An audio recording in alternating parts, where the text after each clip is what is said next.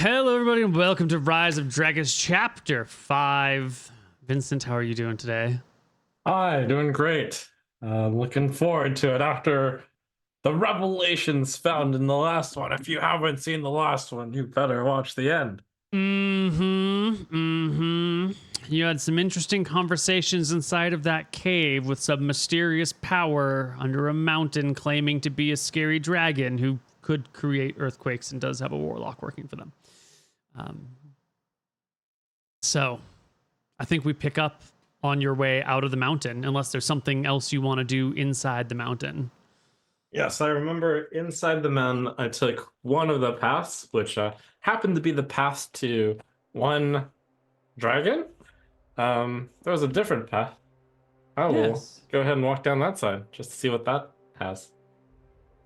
Excellent.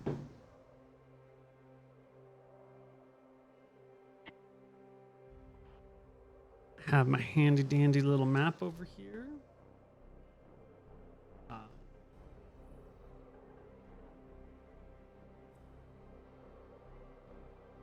All right. So you head back out through the main chamber, lighting your way with torches. It's thousands of feet until you get back to that big, I don't know what we call this room, the chapel, maybe? The auditorium, the lectern, something like that. The study, the studio, the Great Hall. But beyond the Great Hall, on the opposite side of the wall, is another path. And you can set foot down this path. And it doesn't take too long, maybe a couple hundred feet, when you start to notice a distinct rise in temperature. It's gentle at first. It doesn't jump like crazy. But as you walk down this wall, this hall, the walls begin to just give off a little bit more heat. And it starts to get just a little bit warmer. And like another 250 feet down, the temperature's gone up quite a bit. Underground is usually like a nice, cool place. Maybe there's not a lot of airflow, so it can get a little humid sometimes, but it's usually a gentle temperature. But now you're getting to the point where it's, with the added walking and the humidity in here, you're starting to sweat a little bit. How far down this path would you like to travel? Does it feel like this path is descending? Gently, perhaps. You're not sure at what grade. But if you turn around and walk backwards, you do get that sensation of like, when you walk up a gentle grade, your feet kind of scuff the ground a little bit. So as you turn around and walk the other way, you do get that like slight scuffing of the feet. And you can feel the muscles work slightly differently.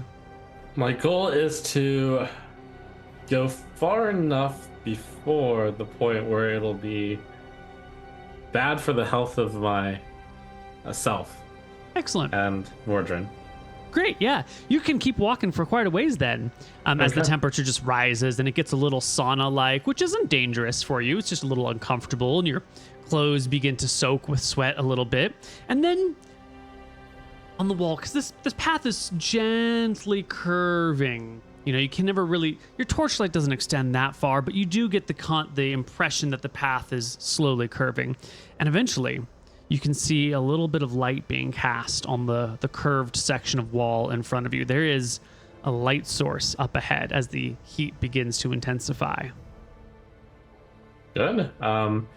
Suspecting it might be lava, I will put out my torch and go out. And, well, first I'll poke my head out and see if it's lava, see if there's a dragon in the room.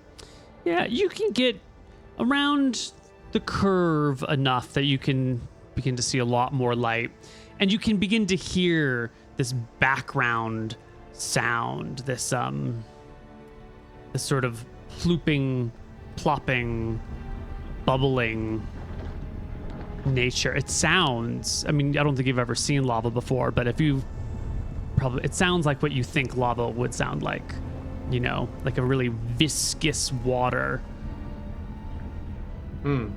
Now you're still well in the cave. You can't actually see any lava. You can't even see the end of this curving pathway yet. But you can hear something plooping and plopping in the distance, and you can feel the warmth from the walls and the warm air in your direction. Okay, my goal is to barely be able to see the lava.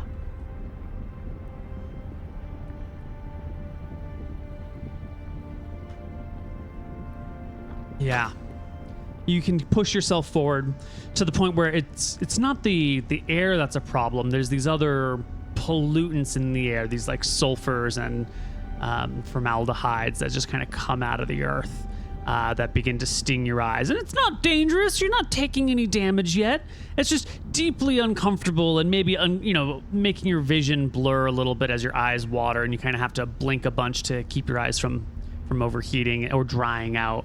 But you do see, as you get around the edge, that this pathway leads forward into a very large open air column, maybe a rough estimate of 100 feet across, that rises to the sky, letting light in from above. And you can hear louder now that sound of something churning. And I should say that the tunnel doesn't just end at the column. There's like a little tiny bit of like a ledge that sticks out into the open column. Okay, is what I'm envisioning here like the Lion King, where you get to stand on the ledge and address the huge crowd? Yes, there's a ledge. There is a 100-foot wide or so section of open space, but there's rock beyond and sky above. So you get the impression that you are probably like in a sinkhole with the sky above you and something hot below you. Can I look up and see, is that the opening to the volcano? Oh, yeah. Into the sky?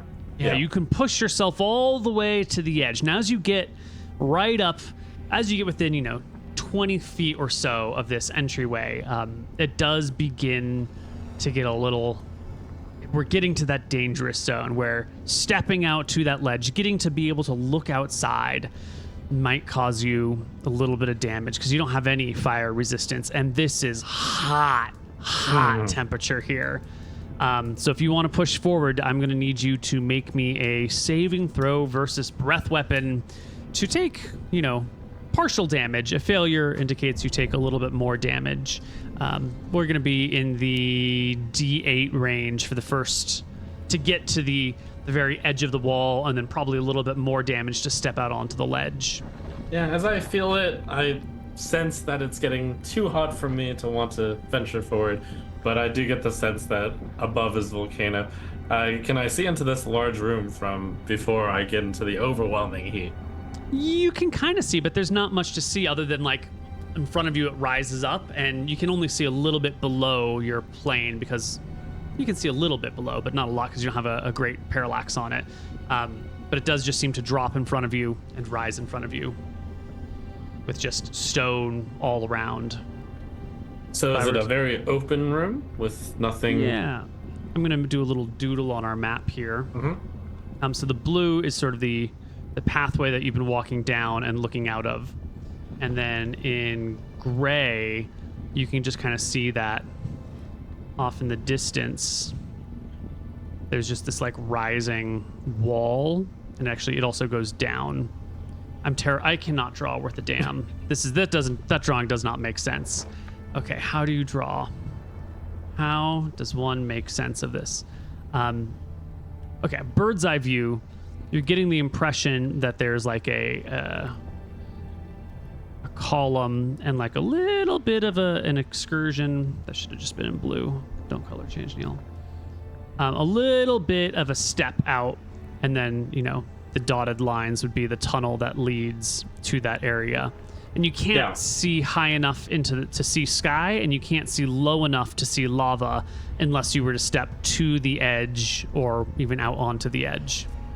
And from where you are still inside the tunnel, in the non-damage taking place, your view is pretty limited. Got it. Did I get the sense that we were circling downwards? Is that the path to go backwards? It was curving. Yeah, you had a gentle right-hand curve, and you were descending slowly. Okay.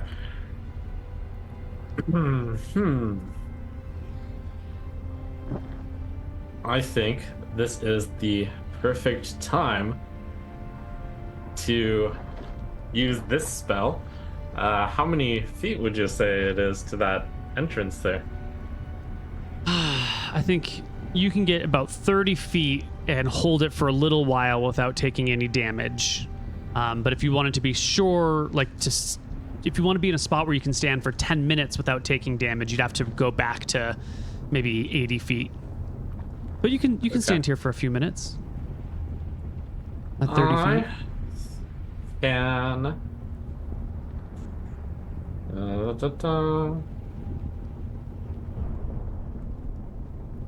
Light source. Okay. It looks like I might be holding a spell for a while, so I'll back off in order to, well, be at a slightly more comfortable area, and then I will cast Lorlo Vime's Creeping Shadow. To extend my shadow into the depths below.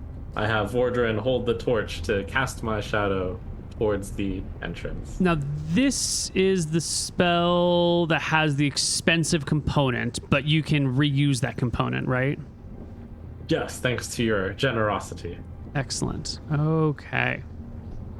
Spell causes the wizard's shadow to elongate, stretching away from his body at a rate of 15 yards per round of the caster. It can elongate to a maximum distance of 10 yards per level, and for you that would be 50 yards, which is more than enough distance to reach the edge of that. Shadow moves as an ordinary shadow, along floors and up walls. You may maneuver in any feasible way to place the shadow where you desire. You might position your shadow over a high window. Yes, the shadow makes no sound, is undetectable in all but the brightest of light. While the spell lasts, you can see, hear, and speak through your shadow. The shadow cannot physically touch, pick up, or attack creatures or objects. Yeah. So you can see from the edge of this, from the lip even, below you. Yes, before you continue, I remembered from the last time, both of us are still invisible, and I believe nothing we've done has broken that invisibility yet, correct? I believe that's right. Invisibility has a very long duration. So yes, you are both invisible. Well, right. Then you don't have a shadow, do you? Let me...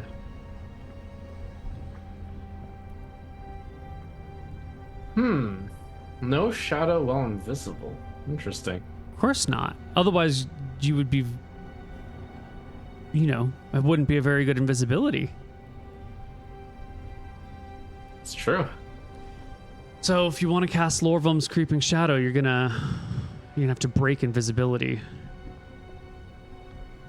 Or you could suffer a little bit of damage and creep out onto the edge. Really, what am I gonna see there? A big dragon, some lava.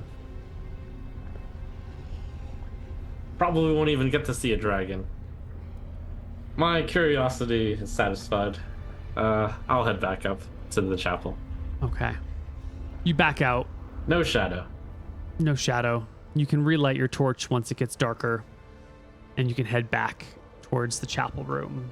Big, large auditorium with the lectern, the dais, the pews. And I'll head out into the entrance. All right.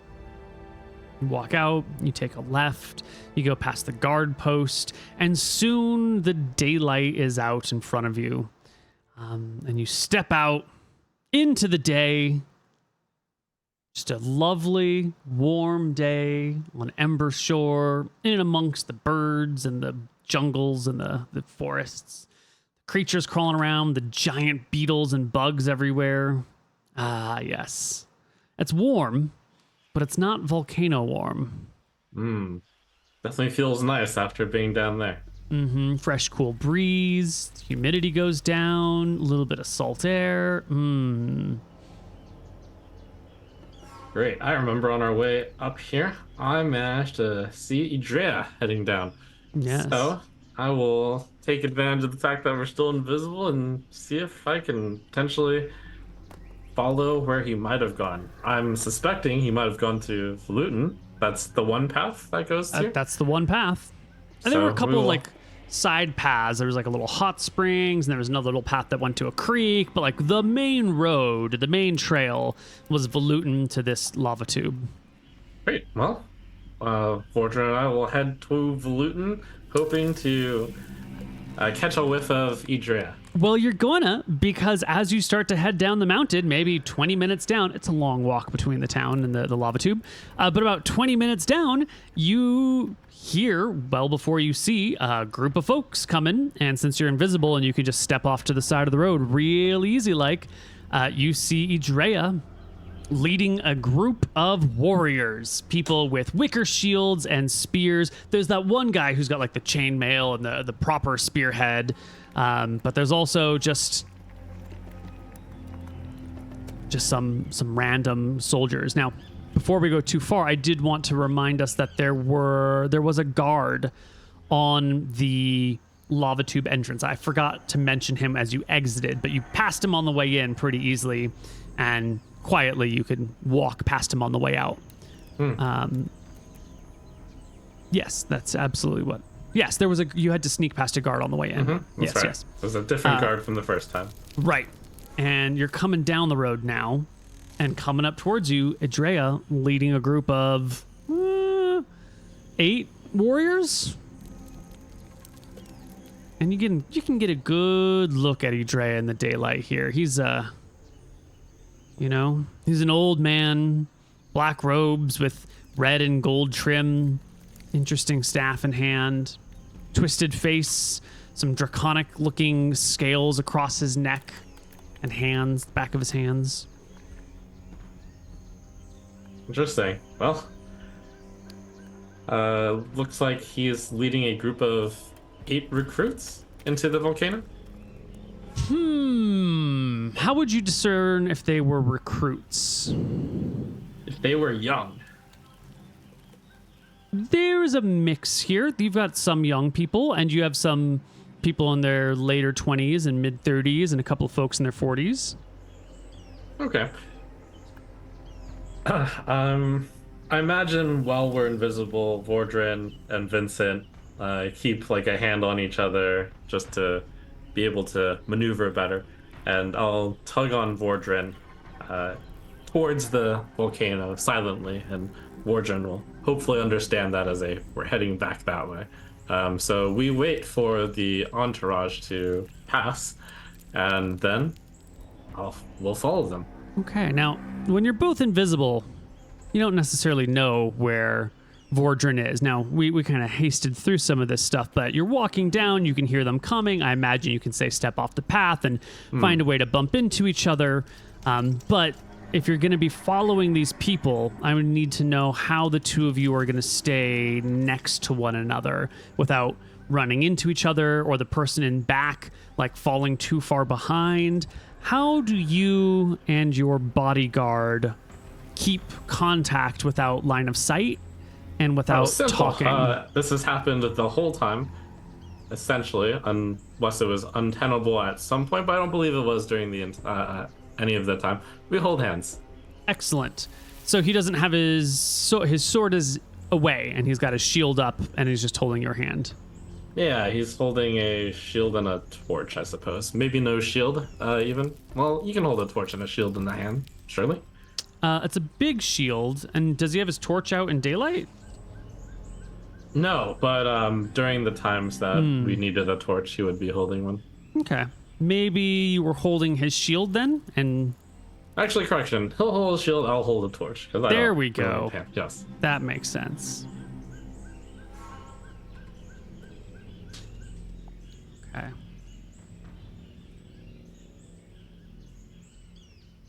These look like warrior types. They might have senses that can pick us up, so I will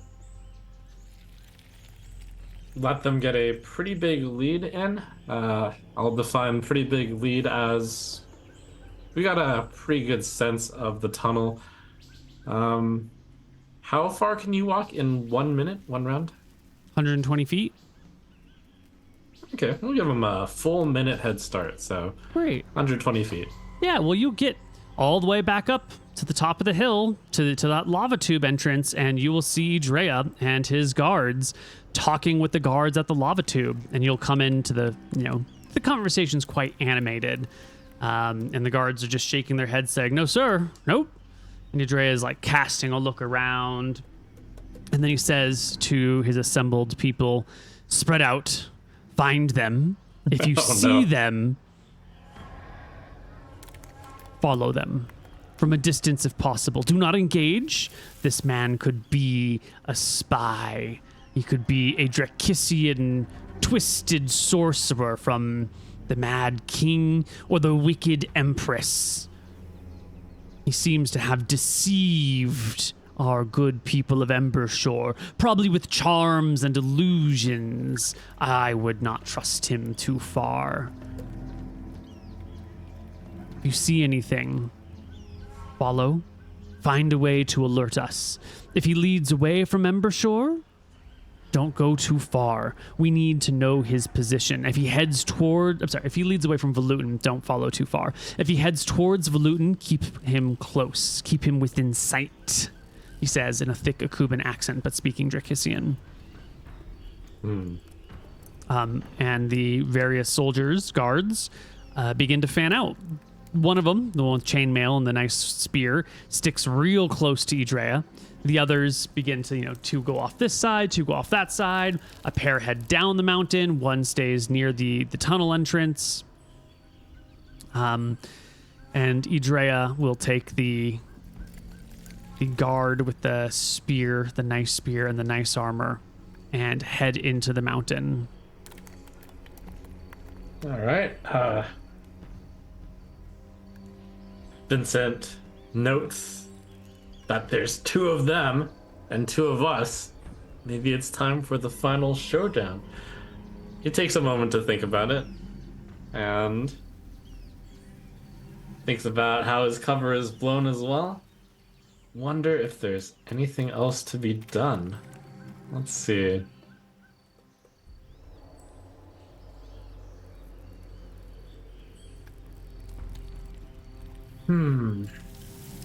God, there's probably no way to be hanging back out in Luton.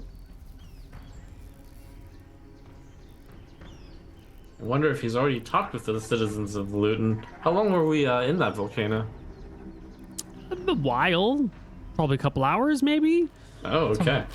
Yeah, you traveled, many thousands of feet in, many thousands of feet out, going fairly slowly because you're invisible and it's, rough terrain. You don't know what's going on exactly. It took a while to walk up there. You had a conversation. You searched a couple rooms. Yeah.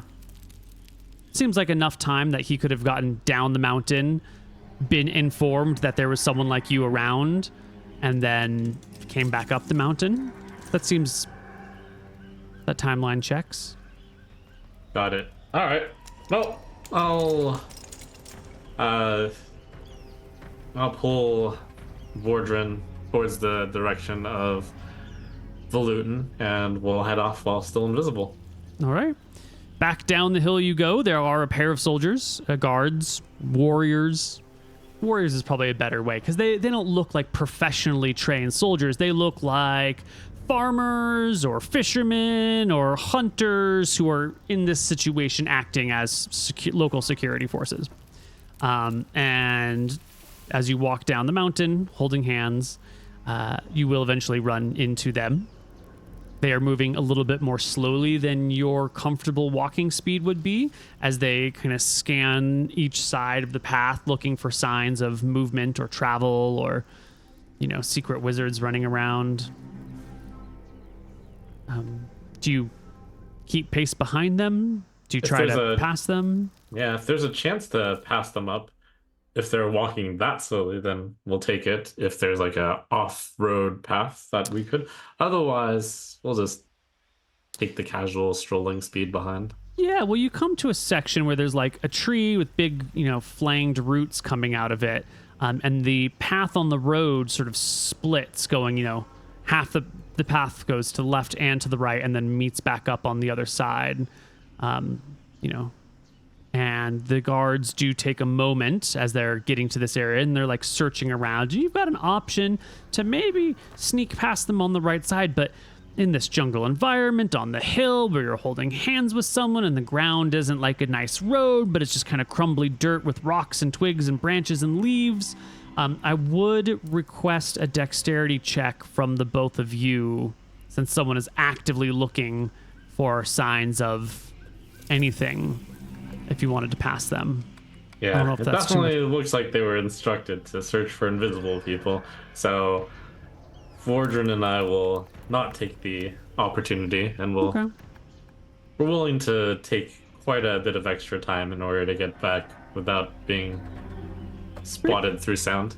Yeah, maybe 3/4 of the way back, the guards will go off the trail and head on, following one of these little offshoots, which you followed earlier in the day, that went to, you would call it like a natural pool where a river or a creek kind of flows into a deep pit and then that fills up with water and then continues to flow out. And there are a couple of people hanging around there splashing in the waters. They head off to there and go look.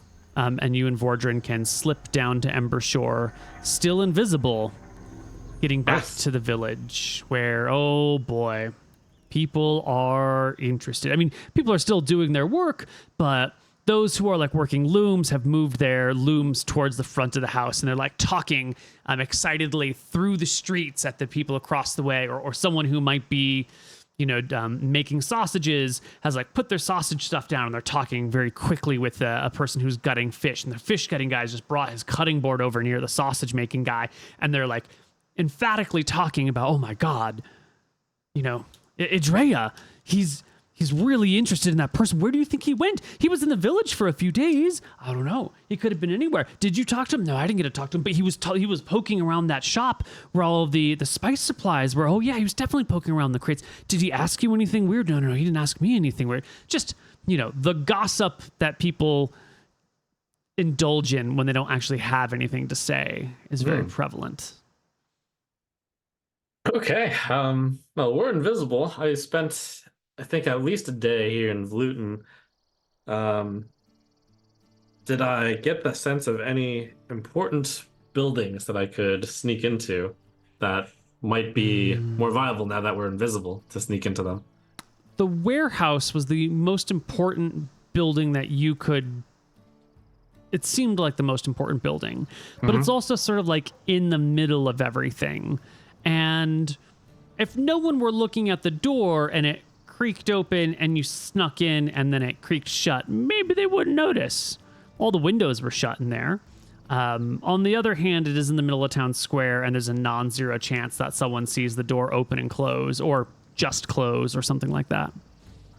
Yeah. Or maybe the door gets a little stuck in the heat and you kind of got to tug it and it makes a sound as it opens. Not all doors are hung square. Not all doors stay unwarped. That's not nice framing on doors where you got four sides and a loose bit in the middle that can expand and contract. It's a solid door frame, which does expand in the heat and moisture. The nice little dragon recommended that I look into Idria, and I'm definitely interested in doing so. But from what I remember, there wasn't he didn't have a home here, and it doesn't seem like he even has an office here. That's right. You passed what looked like his home or a bedchamber inside the mountain itself. Yeah. Oh, that's right. There was the chest in there. Yes, the 3 chests. Oh, crap. If I remember right, all 3 chests were locked? I do believe so. And one of the chests had some magical things in it. Yes. The other 2 chests did not have magical? Okay. And then there was that vague magic that sort of pervaded the area. Yes.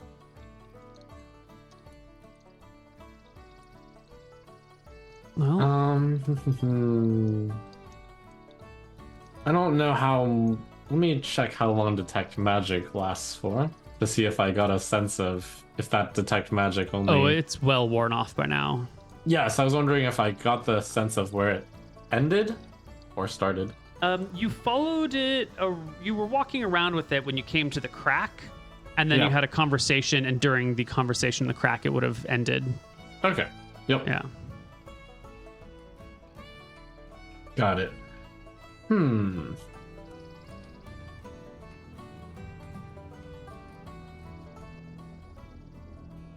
Okay.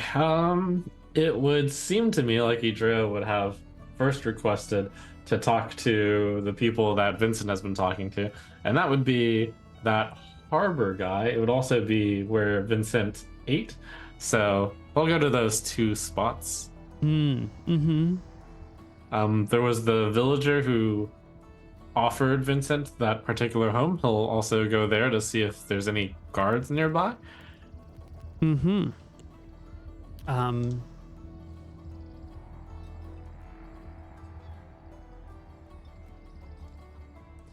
You go to the merchant whose house was just down the street from yours, and you don't find them at their house. They don't seem to be at the warehouse either, although they could be inside and you wouldn't be able to notice them. You Cool. go to the While we're at the person- warehouse, I look around to see if this is a good time to open the door, sneak in. There's definitely people in the street. You don't know, where someone's going to cast their gaze at any given time. There would be dice rolls involved. The chance of someone seeing you or seeing something happen to the door. I mean, you're invisible, so you can get a pretty good, advantageous slip in, but it's probably at least a 20% chance that someone might spot you. Mm-hmm. Not quite yet. I'll see if we get a better chance later. Okay. The person who you ate with, all they do is they've got like a little open kitchen in front of them with a big wok, and they make food for all sorts of people all the time. That's their role in society, is the restaurateur. But they're not there, and their wok is sitting dirty on the little stove that they've got in front of them. Curious. Yeah. You keep walking around town. You'd mentioned a third person that you would talk to. I don't remember who it was that was generous enough to put up. Yeah. Right, the person who showed you the house to stay at. That was one of the first people that you ran into in town. So you go to the far west side of town to see if you can run into that person. And sure enough, there's the person. And there's the harbor master is, I guess, the term we're going to call them. And there's the cook. And they're all together with two warriors, wicker shields, spears, no armor, who seems to have rounded them up, and a couple of other familiar faces. It looks like the people who you talked to or who were sitting across from you for prolonged periods throughout the day. The most familiar faces in town have all been huddled together with two warriors who don't look like they're arresting these people, but more looks like they're protecting these people from something that might come from the outside. And they are gathered in a spot on the west side of town, looking out into the woods beyond. Are they chatting at all? It's a little quiet. There's some chatter in and amongst them, but it's not particularly loud. The sounds of the forest around you make it difficult to pull out any real conversation bits without getting very close. Got it. Yeah, there's like a nervous energy running through the group.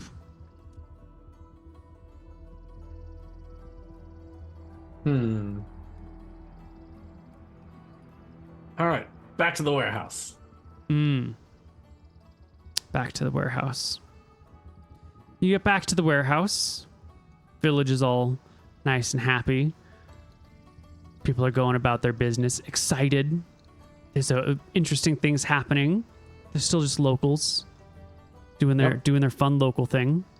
And you get to the warehouse. Into the warehouse. You gonna go in? Yeah. All right. So either you or Vordrin, whoever's got the higher dexterity check, go ahead and make me a dexterity check at advantage from your invisibility. And that's going to be to like open the doors carefully and quietly as possible, let you both of you slip in, and then close it behind you. And we're going to oppose it by, we'll just take the highest perception of one of the people in the streets. We're not going to give everyone in the streets a perception check, but...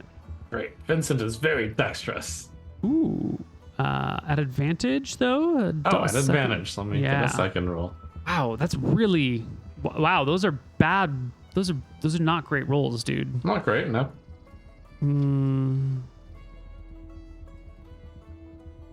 4, 5, 6. Oh. The people here don't have great perception. Our 2d20 drop highest 1 plus 13. Well, I should probably roll this one in secret, though. You wouldn't know if they spot you or not. Wow, look at these dice. Okay. The two of you slip in to the warehouse, hopefully unseen. The sounds of the village fall away. It's dim in here. You're already in the shadow of the mountain.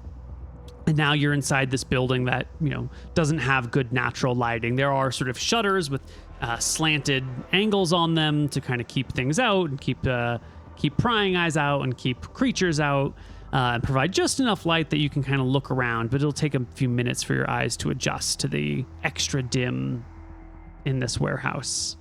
All right. The first time I looked in here, I did get the fortune to see a bunch of spices hanging around. This time, now that I'm actually inside, I'm looking for documents. Just any old document? Yep.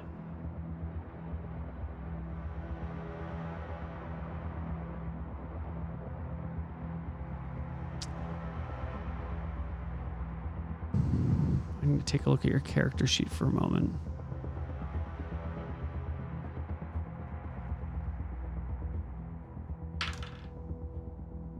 You're a very smart man, Vincent. You've got pretty good intelligence. You don't see any paper documents laying anywhere, but you do notice that almost every box or crate has a string attached to it. And the string has a series of knots. And at first it just kind of looks like maybe whatever, but as you realize that each one has a string attached to it, and the knots are sometimes identical and sometimes different. Like these 4 barrels that are all next to each other all have the same 3 knots at the bottom and then maybe an inch gap and then 2 knots. And then those 4 crates over there have 2 knots, gap, 2 knots, gap, 1 knot.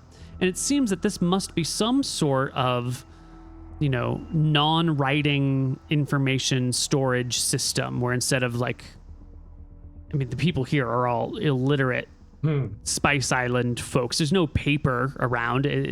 There's not much in the way of proper education, but string and rope, well, you can get a lot of that.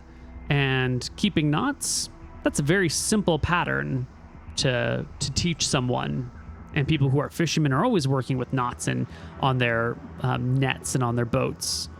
So there's got to be some sort of, Yeah, Vincent will come up with the theory that one pattern is for stuff that's shipped out, one's to store, and he'll open the crates, the ones that can be easily opened, to see what's in each type. Yeah. So one of these crates, why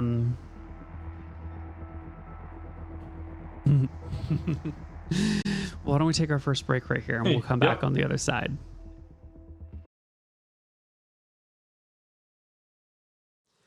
Hello, everybody, and welcome back to Rise of Drekis. So, we're taking a look in these boxes and in these crates. What's in the box? Well, the first one that you open, as you open it, there's like this big smell that comes out of it. It's strong, it's pungent, and inside is this large green spiky fruit that's like bigger than your head. I note that this is an export box, and look at the rope layout. Yeah. This one, going from the bottom up, is 2 knots, break, 2 knots, break, 1 knot. Okay. You go to the next box. Next box, it has all of these, like, I don't know what you call them, like a light bulb, just the bulb section, sized tannish fruits. And that one has 3 knots in a row, followed by a break, and then 2 knots. Okay. Yeah. There's a lot of boxes and crates in here. The next one you go to is sealed really tightly. Like it's a small crate, maybe 3 feet by 3 feet by 3 feet, something like that. And there's a lid on it, but the lid is tight, like it's well fitted, better than these other things. It's going to take a little force to open, but you can do it. It's not a problem. But it does strike you as unusual. And as you lift it, the lid feels heavier than these other ones.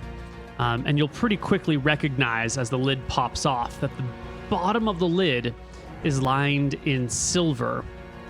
And the box itself on the inside has these like poorly pounded out silver sheets. It really just looks like someone got some silver coins together and just heated them and then smashed the silver coins together until you got like a sheet of hammered coins. You can even see like rough edges, little faces here and there in some places. And they've lined the entire box, top, bottom, left, right, front, and back on the inside with silver. And sitting in this box lined with silver is what you and I would call a briefcase. Oh. All right, that seems pretty useful. Seems pretty important. I'll take the briefcase and open it. First, I'll think about this silver lining and if this actually interferes with wizard location spells. It does. Silver, lead, and mithril have interesting magical properties. Silver and lead are really good at blocking. Well, silver like reflects magic-ish. It won't like reflect a fireball, but a detect magic spell might get bounced off of silver, whereas lead will sort of absorb the detect magic spell. So you would, if you want something to be hidden, you might line it with, an inch of lead and then a thin sheet of silver, and that way any sort of detect magic gets absorbed by the lead, reflected off the silver, absorbed by the lead again, and then, if it's a strong enough detect magic spell, maybe it'll get through, but most of the time it wouldn't. Also works with like locate object and that sort of stuff. So yeah, this box here is maybe a foot long, a foot and a half wide, foot and a half deep. So it's kind of, briefcase is not quite the right term because it's really thick. On its sides, well, you read common and you read a Kubin. There are words on the side of this box, but it's like reading Old English. Like this is an ancient version of the common tongue in the area, and you would have a hard time exactly pronouncing it. You don't have an ancient history proficiency, do you? No. Yeah. Is this, what's the knotting system on this, since it seems very important? This is one of those boxes that doesn't have a knot. Oh, okay. Great. And as you said you wanted to open it, but as you look around, you don't see any hinges.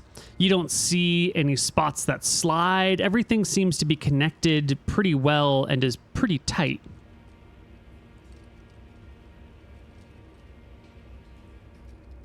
Hmm. Does it seem like the box? Okay, the box is probably pretty heavy, right? It's lined with silver. The large crate is quite Yeah. heavy. Yes. Okay. Oh, a briefcase might be worth filching from this area. Seeing that such an important looking item was in a non-knotted box, uh, we'll start looking for non-knotted boxes more, leaving the briefcase to its own devices for now. Okay. There are a couple more unknotted things, and as you open them, they're empty. They're all empty. Everything else that has a knot, well, anything that does not have a knot is empty, except for the one that had the silver and the briefcase, which again, you know, it's like a foot long and a half a foot wide and half a foot deep. So it's a weird briefcase. Okay, so there wasn't an obvious way to open it. Is there a way to spend just a minute to try to figure out if there's a non-obvious way to open it? Yeah. You just want to spend a minute, like just not very long on it? Yeah, Yeah. Give me an intelligence check at disadvantage. sure.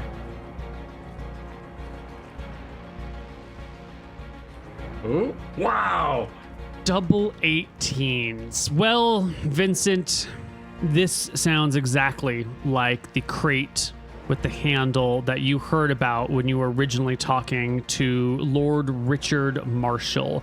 He mentioned that Idria had some sort of box that he was on a boat. He landed it on the beach, spoke some words, and it became a box. And then he carried the box in to talk to a person, came back to a beach, set it down, spoke some words, and it became a boat. And it's in a crate lined with silver. This is the thing. This is the magic ship that you were supposed to recover. Not that you know how to sail a ship, but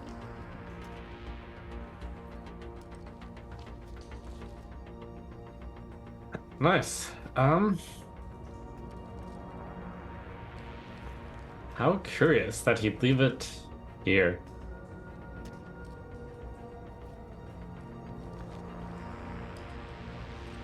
Vincent's really tempted to take the box, but he's got a different plan. So he's gonna put the briefcase back in the box and, you know, put it back the way it was. okay. And I think guess, I think yes. it's worth mentioning that despite its size, right, 1 foot by half a foot by half a foot, which is it's a pretty bulky object. It doesn't seem to weigh that much. Maybe 3 pounds, maybe 4, 5 pounds, something like that. Mm-hmm. Okay. Yeah. Anyway, you can put it back in the crate lined with silver coins. Great. And then I'll spend a little bit of time opening a few more of those different crates to see if I can figure out the difference between the 2 knots and the 3 knot crates. Yeah, you find another one that contains coconuts, and it has 2 knots blank, and then 3 knots blank, and then 1 knot. And you find another one that's just filled with like dried fish that has 1 knot blank, 1 knot blank, 1 knot. It just seems like maybe these are. It's not sending and receiving. It's just telling you what's inside of them. Oh, okay. Like all the coconuts have 2, 3, 1. Got it. And all the dried fish have 1, 1, 1. Okay. Let's say I've poked around here for long enough. We will head out. Okay. Now exiting is just as difficult as entering. You'll get a dex check at advantage since you've got, time and invisibility on your side, and our best person in the streets will make a check if they haven't already spotted you. But who knows? Maybe on the other side of this wall, there's a guard ready for you, waiting for you. Could be. Here's a dex check at advantage. Ooh.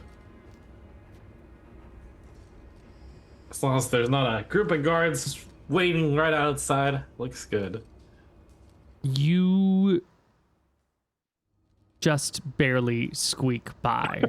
The two of you will open and close, and as the door shuts, it makes a little bit of noise, not a ton, but enough that like one of the people that's like, 20 feet away kind of does like a casual look around, like you hear a car door shut and you're kind of like, what was that? And their gaze like crosses over the area where you are, and then it just crosses back to their conversation, alerted, but not, alert. Okay. How long was it to go from here to the entrance to the lava tube? A couple hours. Oh, wow. I didn't realize it was that far away. Maybe. Yeah. Yeah, that's about right. Okay. It's well after midday by now. Yeah. You and Vordrin are walking around invisible, holding on to each other's hands. And I do want to emphasize that moving invisibly through a town where there's lots of people is a slow process, because you got to make sure you're not in a road when someone comes by. And that might mean retreating and stepping off to the side. It might mean like staying still for a few minutes while a group of people just stop directly in front of you. That makes sense. We definitely take the less walked paths, and I think it's time to visit once. Well, let's see. The place I was staying at, does it seem watched? Not actively. You don't see a person standing guard out front of it, but it is just like in public. Anyone could. There are people around who would see the doors. Yeah, okay. Like, yeah. Doesn't look like a guard is looking at it. No, there's no guard stationed there. All right. Then I'll start implementing the exciting plan, and I'll head back towards the lava tube, taking the less populated areas. Yeah. As I guess the first step is getting there. You make your way through town. You leave the village, back in the wilds once again, start climbing the hill towards the lava tubes. You will pass that same group of guards that were fanning out and searching things that you were walking on the way down. And they're making their way back up the trail. You don't run into them for quite a ways. Like they must have come down all the way to the bottom, turned around and started to go back up. You'll meet them maybe 2/3 of the way back up the mountain. And they've got that slow, careful, I'm looking for this really valuable thing that I've dropped and I don't know where it is, but I'm going to take the time to find it sort of approach to the terrain around them. Yeah. I think this might be good enough. These guys. Maybe I don't have to. Oh, there was a guy right at the cave entrance, though. I'll go for that guy. So, yes, if it looks like it would be difficult in any way to sneak past a group of guards, then I will go to plan B, but plan A is currently to just get to the guard at the cave. Yeah, these are pretty wild areas. There's a lot of just detritus on the ground everywhere. It's a pretty forested, hilly region. So if you and Vordrin wanted to walk off the path, but like stay in contact with one another and like holding hands so you don't get lost, it would be difficult to do that without making enough noise that you would attract attention. If you were separated and each of you could move independently on your own, it would probably be quite a bit easier because then you could use both of your hands. Vordrin might like be able to put his shield on his back or something. But the having to hold hands and then not being able to coordinate your foot movements and your hand placements together makes it really awkward to travel. So bypassing them on the trail, there'll be checks involved, guaranteed. Got it. All right, then. These two guys will serve my purpose well enough. I'll kind of pull at Vordrin. Actually, there's no one around, so I'll just tell him, hold on a moment. Let's rest up here. I'm going to write a note and give it to him. And I sit and I ruffle through my invisible backpack for invisible paper and invisible pen. Now, your pens aren't like modern little clicker pens, right? Your pen is Yeah. a quill with a bottle of ink, and you've got to dip it in the bottle of ink and then drop off the extra drops. And then you got to get like the paper has to be flat and on a hard surface. In the jungle, you're not going to just be able to whip out like pen and paper and scrawl a note. You're going to need a proper surface. And then the ink also runs. I'm going to rule that writing a note while invisible in the jungle is not impossible, but like high likelihood that it comes out as a piece of mess, or that you spill your ink all over the place and you know, ruin what ink you brought with you. Well, this was a yeah. plan I had. Could I have done that in the town in a nice, better spot to write instead? Do you have a piece of paper nearby? Yeah, I carry it in a backpack. No, I mean like you, Oh. Jeff, in the real world. Yeah, I do. All right. Will you scrawl a note in your non-dominant hand to represent the awkwardness of older materials with your eyes closed? You know, given that the paper's kind of thin and awkward, you don't have a nice writing surface, and the pen that you're using is, you know, leaks ink a little bit more, just to see what sort of quality of writing we're going to be able to get. It might not matter, but it might matter. This is a difficult thing we're doing. You could probably get a message across. Non-dominant hand, eyes closed. You could scroll something legible, I bet. Oh, on hearing it that way, I'm less excited by this plan. So that's fair enough. Then I think this is a good cause to break invisibility. So not like I see those two guards, I'll walk back a ways, and then I'll break my invisibility to start writing a note. My writing's not very good, but this is what I ended up with. I don't know if that is Yes, coming I'd through. rather my note not look like that. Yeah. Okay, so you break invisibility. Vordrin can keep his, I take it. Yeah, that's fine. All right. And you take a page out of your notebook. You prepare your ink. You like use the back of Vordrin's shield as he holds it to give yourself a solid surface. You step off the path to do this all in, and you write a note. What does this note say? I remember a day ago, we kind of went sightseeing. I believe we went somewhere near Mount Goal where there was a pretty overlook. How far away is that to travel to from here? Mount Goal from here is 10 miles, 7 as the crow flies, but the path is a little bit longer. So yeah, 10 miles. Okay, that sounds like 5 3 hours by walk. Great. Then I'll write a note. Dear Idria.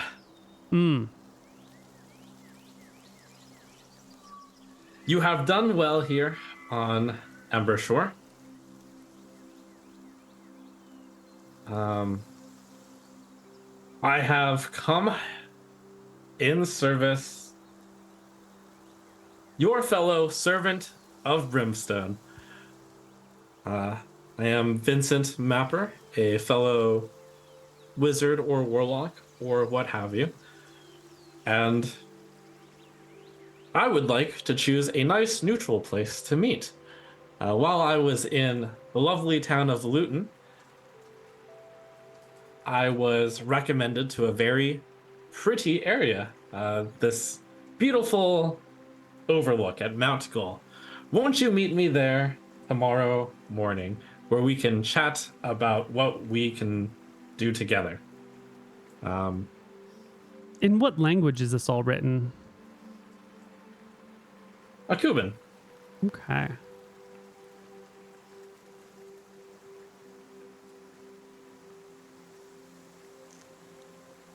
I'll say, I had a lovely talk with Brimstone earlier today. You may, of course, confirm with him. I have chosen a neutral location. You may bring one bodyguard, as I will. Yours looks very capable.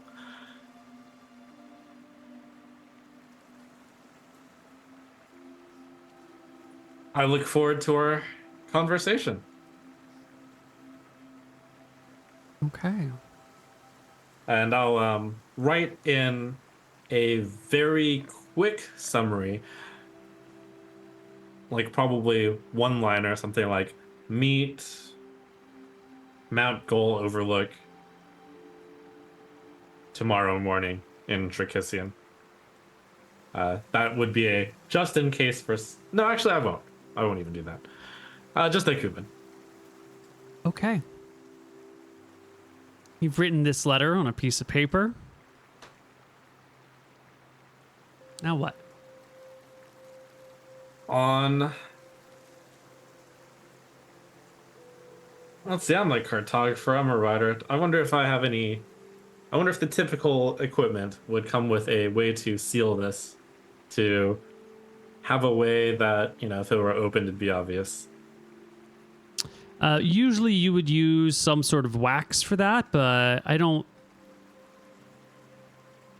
know if you would be carrying around wax for such a purpose.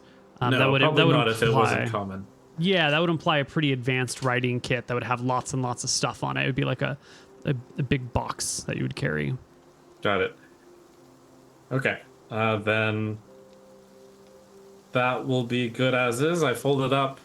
I write in a big font to Idria at the top of it while it's folded up, so that you don't read the message without unfolding it, so to say. And I hand it to Vordrin. I tell the invisible Vordrin With the put visible this note. letter. Yeah, visible note. I say, Vordrin, put a rock over this thing on the trail. Call out to the guards. Tell them, hand this straight to Idria. Don't read it yourself. And then afterwards, come back and follow me. We're going to go to Mount Goal. Okay, now you're visible again. The way Yeah. that you know to get to Mount Goal goes right through Volutin. On the other hand, it is a mountain that you can see. Yeah. You can just rough it through the wilds, but it's a long walk there. It's about 5 hours by trails. Going off trail, you're probably going to add an hour or two. It's past midday. It is December, so you won't be able to get to Mount Goal until well after dark for certain, and you'll have to travel through the wilds where there could be all sorts of creatures. These are all fine. I just want to prep you for that experience. Yes, that's fun. Okay. Great. Off we go. Let me open up my lovely little encounter tables.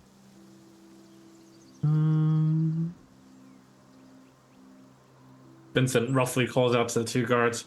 Hey, this note goes straight to Idria. It's under this rock. And then he shuffles off. Excellent. Excellent. Two of you, one invisible, one visible. Proceed towards Mount Goal.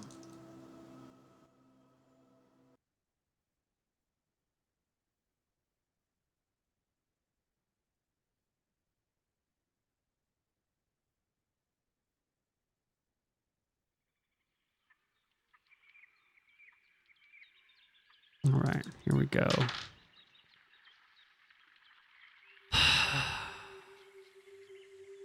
Ooh. In the late afternoon, on your way through the unfamiliar wilds, are two heroes. No backup. Unfamiliar territory. Not really explorers by nature, but you did spend quite a lot of time in Ethos, traipsing through jungles. Our two friends are gonna have a little bit of fun.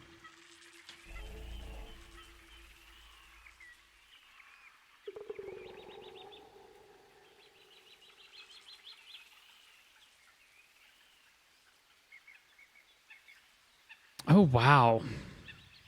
Oh, wow. Okay. Vincent Yeah. and Vordrin, each of you needs to roll me a d10. You want a 10. That's all you want. Okay. You 1 in 10 chance for each of you to be surprised because something is happening. An ambush is laid. All right. Oh, I got a 10. Let's see if Vordrin also got a 10. Oh my god. We make these checks really not expecting anything to come of them. And yet here we are.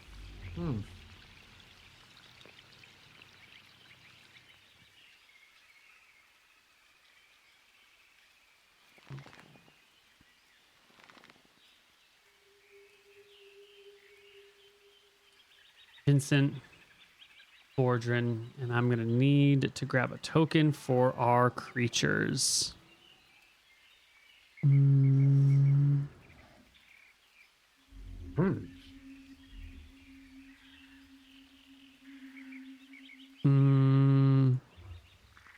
Let's see.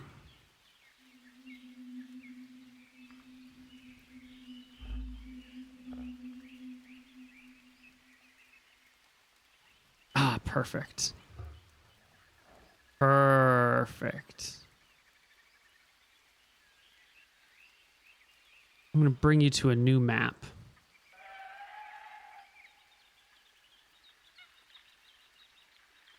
The two of you are headed northward. Vordrin is visible, and he's the warrior, so I imagine he's in front. Vincent is visible. I'm sorry, Vincent is visible. He'll take the front, so it's easier for Vordrin to follow him. Perfect.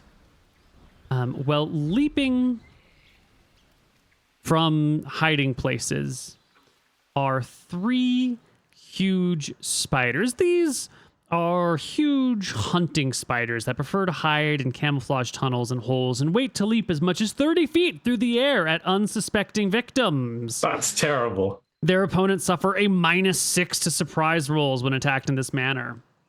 So that's exactly what's happening. You're going through this area and leaping off of this hill to your side out of a couple of little tunnels hidden carefully with webs and all sorts of other stuff like branches and leaves put on top of them are 3 giant spiders. However, Vincent catches the sound just as the spiders begin to leap, allowing you to roll into initiative on this first round. Nice. Vordrin, however, is surprised and will not get to act this round. 1, 2, 3.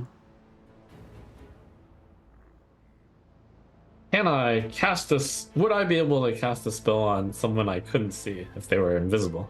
No, you need to see them to cast a spell. If I would it basically be a free action to drop the invisibility if I told them, "Hey, drop the invisibility," and to cast the spell? He cannot act this round because he's surprised. But that's a great question in general. I think he would need to do it on his initiative. Okay. Yeah.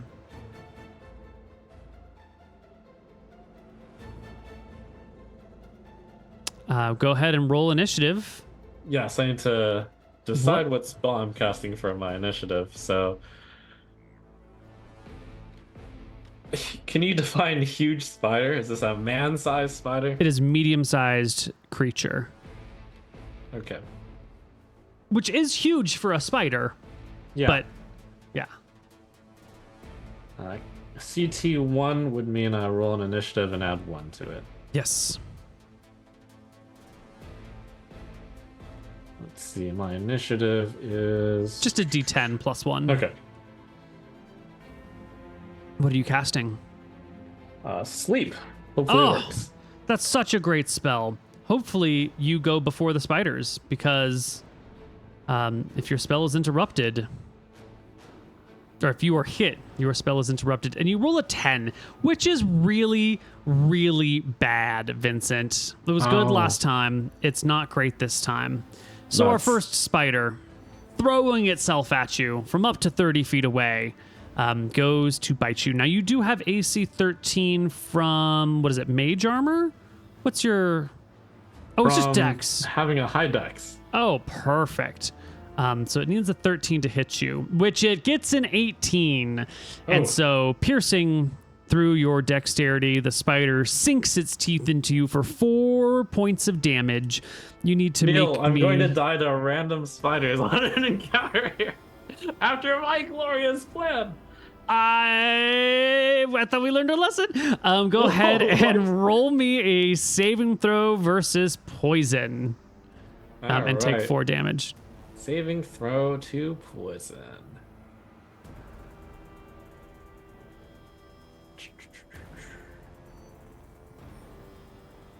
Success! Phew. All right. Your spell is interrupted. However, our second spider is going straight to Vordran, who is surprised and not expecting it. The spider gets a bonus of 1. Vordran does not get his dexterity. He's invisible. Will the spiders go after him? Nope. They will not go after him. He is invisible. The spider leaps towards you and gets a natural 1. And the third spider will also... Oh, I don't know if he can quite leap that direction. There's a lot of trees there. I think this one will... It wants to leap. I think this one maybe leaps. No, only 30 feet. I think... What's our movement speed here? Man, just looking at that fast. blue bar in front of me doesn't seem to be reflecting my HP. Unless it is. The red thing that I'm adding 4 and subtracting 4 from doesn't seem to do anything. I need to double check to see what... the red is your AC. The blue should be your HP. Yeah. Okay. Great. Okay, so it's good now. Thanks. Yep. So I think this spider crawls out of its tunnel a little bit too late to get in on the jumps and will scurry over here, letting its undulating thorax, its large head, its gangly limbs, and its long feelers lead its way as it throws itself towards you with its teeth out. Is there a save to keep the spell, or is it just auto fail? It is auto broken. Got it. Yes. So your turn will come up at the very end, at the end of the round. Your magic is broken. You could take a half move somewhere, but if you move, you will provoke attacks of opportunities from these creatures. I don't know what you're going to do. It's bad when spellcasters get targeted down. It is their one weakness, is melee by many monsters. Ah, that appears to be what is happening. Yes. I pass. All right. Initiative. Vordran can now act. And I will let you dictate his actions. Great. Vordran draws his sword, prepares to charge. Vincent is prepared to... that's the thing I was going to ask. Is there a wind going on right now? A wind? Yeah. Is there a wind? Absolutely. On this island, there's always a breeze. During the middle of the day, the wind comes from off of the ocean as the island heats up and the column of air rises, and you pull cool air off the seas. And in the evenings, as the island cools down and the air column sinks and the water becomes warmer, that moves towards the ocean. So right now there is wind coming very gently in this direction. All right, that is good news.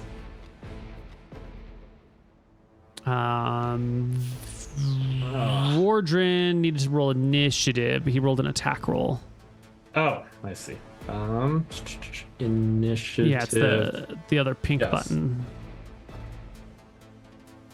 I'm briefly considering, because I need to see what the initiative for arming sword is. 5. The goal is to have him go low, so that would Low just be good. move. Move would be 3. Arming sword is 5. Lower than that? Nope, 3 is as low as he can go. Interesting. All right.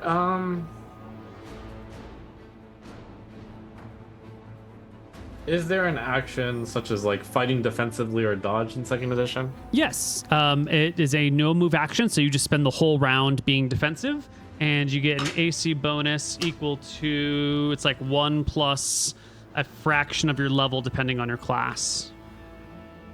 Okay, but you couldn't move then. So I Right. guess the initiative will be just to move. Vincent's goal is to get in Vordrin's way. Vordrin's trying to get in Vincent's way. Vincent shouts at Vordrin, "Drop your invisibility!" Excellent. All right. Ooh, Vincent, you go first. You roll very well with Ride the Wind. Can Vordrin drop invisibility yet? Nope. Nope, it's not his turn yet. He is in the, how do you call it? Initiative is a nice system of like figuring out when people have the capacity to act, and it just seems like Vordrin was a little surprised, and he's getting his bearings, and he might be going for his sword, and then he hears you shout this thing, and he's like, did I hear a spider behind me? And he's like looking around to see what else is going on, and your spell is coming up faster than he can act. Got it. Can I hold my spell to wait until Vordrin? You cannot. You can cast it now, or you could just stop casting it and let it fizzle.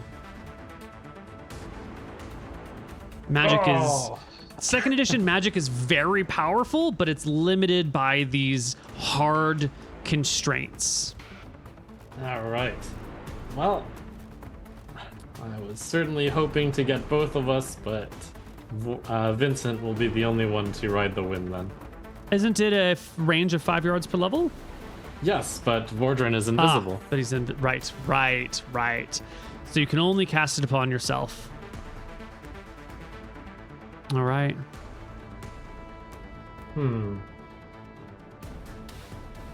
There was no way whatsoever to cast the spell other than wait until next round, huh? Yes, it is a problem. You know, if Okay. you want to heal someone and they're away from you, you have to spend a round moving towards them and doing something else. And then the next round, when you're standing next to them, you get to roll initiative and then heal them if it's a touch spell because you cast before you move. Okay, well then, I will ride the wind. All right. You become virtually weightless as you lift up, catching the wind, riding it. Creatures targeted by the caster become virtually weightless and lifted up by the wind. Affected creatures can control their altitude by rising or descending at a movement rate of 12, but are at the mercy of the wind for speed and direction. I will double check as well. Will this cause opportunity attacks if I were to move away from their squares? Yes, because you're just moving away from their squares. So you can, if you want, you can not move until you can like hold your movement until a little bit later. Actually, yeah, you could hold your movement until Vordrin shows up and like kills a spider or something, or you could stay on the ground, or you could jump up and catch those group breezes right now. All right, well, I guess it was just bad luck that Vordrin rolled lower. I'm going to fizzle my spell. You're just gonna let Ride the Wind die on your lips? Yep. That means it won't be available for later. Yep. Okay. You do not ride the wind. You are fine. The spider Okay. next to you bites you with a miss. Vordrin. You know, just as a quick side note, if you zoom out really far on this map and scroll down a little bit, you'll see this is the same map where all those zombies showed up last game. Sorry. How very fitting. All right, Vordrin charges this spider and swings at it with his sword. Oh, actually, I had him just do movement. Oh, that's right. He was just trying to get to you. Yeah, he was trying to go fast. Vordrin can switch places with you. It will provoke an attack of opportunity from all the creatures, but if he is the one like moving in your square and pushing you out of the way, he would be the one to take all the attacks of opportunity. If you want.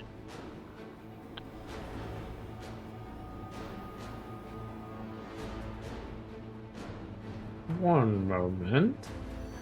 And did we unequip Vordran's chainmail and shield? During the sneaky parts, I'd say that once this plan of traveling across, he would have re-equipped his. Okay, we didn't chainmail. leave it on the boat when you came to Ember Shore. You brought it with you. Yeah. Okay. Cool. I'm thinking about if we want to do that. He'll attempt to be very loud and move like over here. Okay, and he's breaking his invisibility, yeah? Yeah. Yeah, perfect. He unsheathes his. Well, no. Well, I guess if it's a free.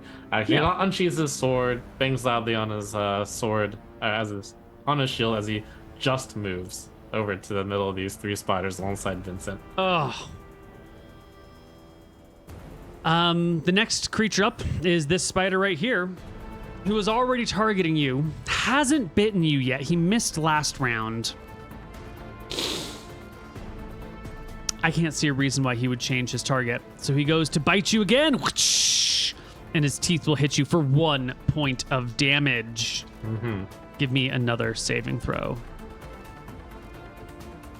Versus poison. Yep. Saving throw versus poison.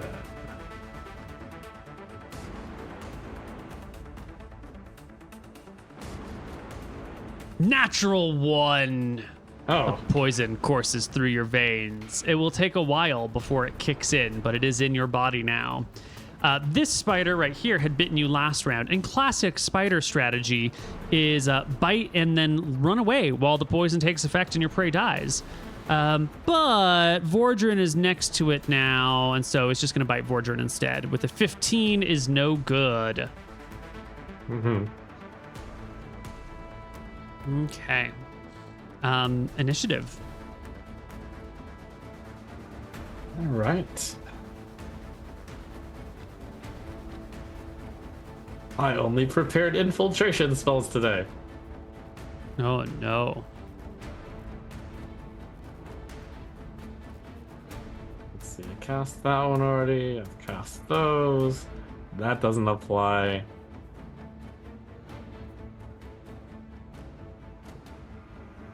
Is there a rule about doing ranged attacks in melee in 2nd edition?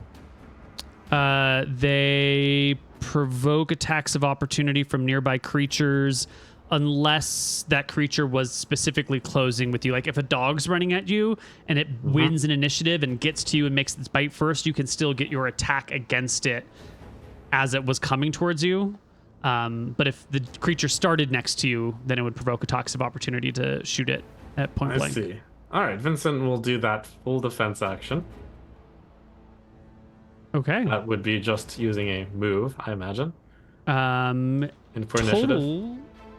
I think it predates initiative. You say total defense, you make no initiative roll, you make no movements, but just starting at the top of initiative, you get all your defensive attributes. Okay, then that's what will happen. In the meantime, it's up to Vordran to slay all these spiders, so he rolls his initiative with his sword. Excellent. All right. This spider is going to skedaddle because it's done its thing and it goes back to its lair. But in the process, since it is adjacent to Vordran, it will take an attack of opportunity. Yeah, I'll take it. Miss. Whoosh. Vordran will take his turn. He's gonna swing at the spider to the right. Whoosh. All right. Wow. Spider at the right tried to bite Vordran last round. Gonna do it again. 19 plus 1 is a 20. It's a hit for 2 points of damage, and Vordran needs to make a saving throw versus poison. Bam. Perfect. Wow. He's great. And then our spider will skedaddle because he bit you, which will provoke an attack of opportunity because, spiders, not the smartest creatures in the world. They have literally 1 intelligence, and this is their preferred fighting tactic. Nice. Get him, Vordran. That finally hits. The spider takes minimum damage, scurries back to its hole, just like the other one. And the last spider. Did this one hit you last round? I think that's the one that hit you last time. But it is next to Vordrin, and so it's going to try and sink its teeth into him. With an 8 is no good. Vordrin can turn it aside with his shield, leaving us with just Vincent, Vordrin, and the one remaining spider for next round. All right.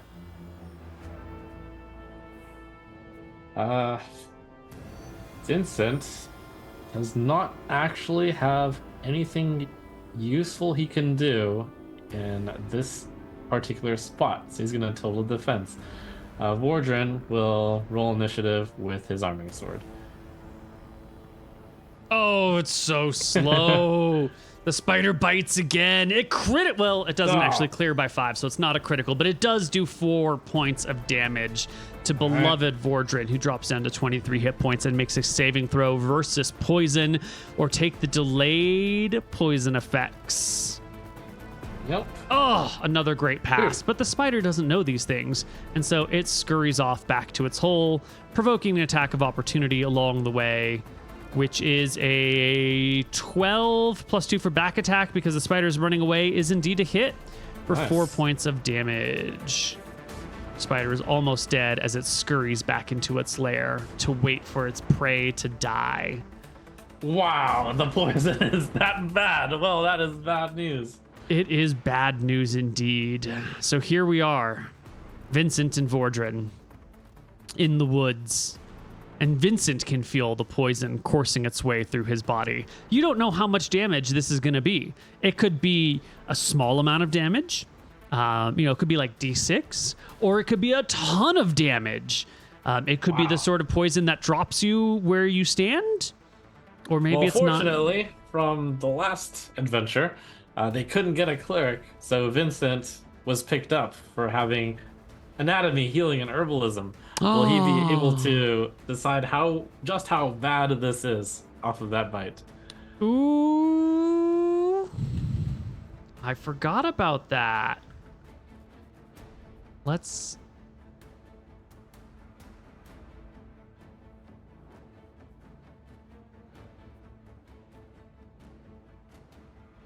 see.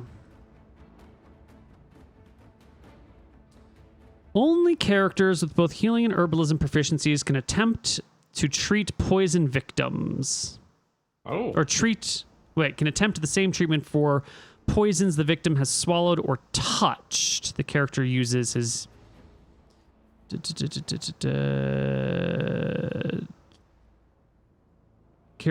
healing to diagnose the poison and his herbalist knowledge to prepare a purgative. Characters with healing proficiency can attempt to diagnose and treat diseases. Magical diseases. A character with a healing proficiency can attempt to aid a poisoned individual, provided the poison entered through a wound. If the poisoned character can be tended to immediately, and the care continues for the next 5 rounds, the victim gains a +2 bonus to his saving throw. Delay his saving throw until the last round of tending. I don't know. You have to make the check ahead of time, though, so I don't know how that works. No proficiency check is required, but the poison character must tend immediately. He cannot do anything himself. Care and rest are interrupted. You must roll for this poison normally. Okay, so I think we're going to just say we can give you a second saving throw rather than retroactively add 2 to something that you were doing. I think that's probably what we're going to do here. And you can sit here for 5 rounds and with your herbalism and your healing, make me a second saving throw. Right. I shout, Vordrin, these wounds have to be looked at immediately. Guard me while I do so. And I'll roll a check. Is it my choice of healing or herbalism? Oh, no. It's another saving throw. Okay. Saving throw versus poison. Oh yes. No. You know enough about giant spiders to know that their poison is, how do we say? you don't have the correct components on hand. You have something, you've got some numbing agents that you can use. You've got some things that will help make the wound like seep a little bit more to try and knock anything out. But this particular type of spider venom is in the blood, and you don't have anything that will mix with your blood that will cure this venom. And doing what you can has not seemed to help. So, what are your orders to Vordrin in case you go unconscious? Because what's your HP? 13? You could take 23 damage and die on the spot. You could take 10 damage and be okay. You could take somewhere in between and then be slowly dying in the wilderness. What's Vordrin supposed to do? Surely from the last adventures, I've gathered up a healing potion or something. Let me double check what I've got. I seem to recall having one of those. Let's see. Oh no, that was that. Nope, not that one.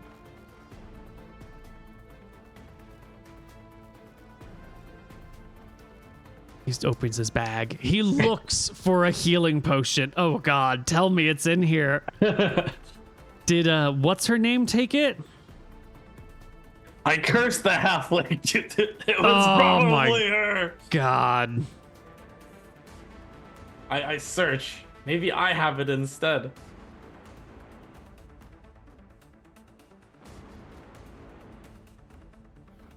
I actually haven't set up my inventory, so you get to decide. I see. I was wondering what inventory you were looking forward through. Let's see.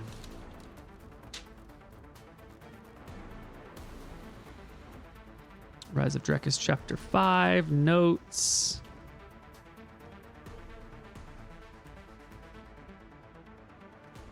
My notes indicate that just like the Scroll of Fireball, all surviving property of the crown was returned to the crown after the adventure was over. Yes. Well, Vincent, minutes are ticking by. The spiders are waiting in their caves.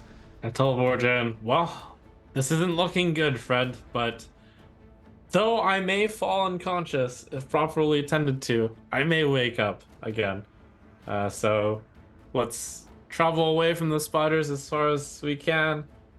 We might end up missing our meeting, but maybe we can still make it. And I'll start hobbling off. Are you trying to head towards the village to get help? Or are you just going to hope that Vordrin, with no healing or herbalism proficiencies, will be able to help you through your...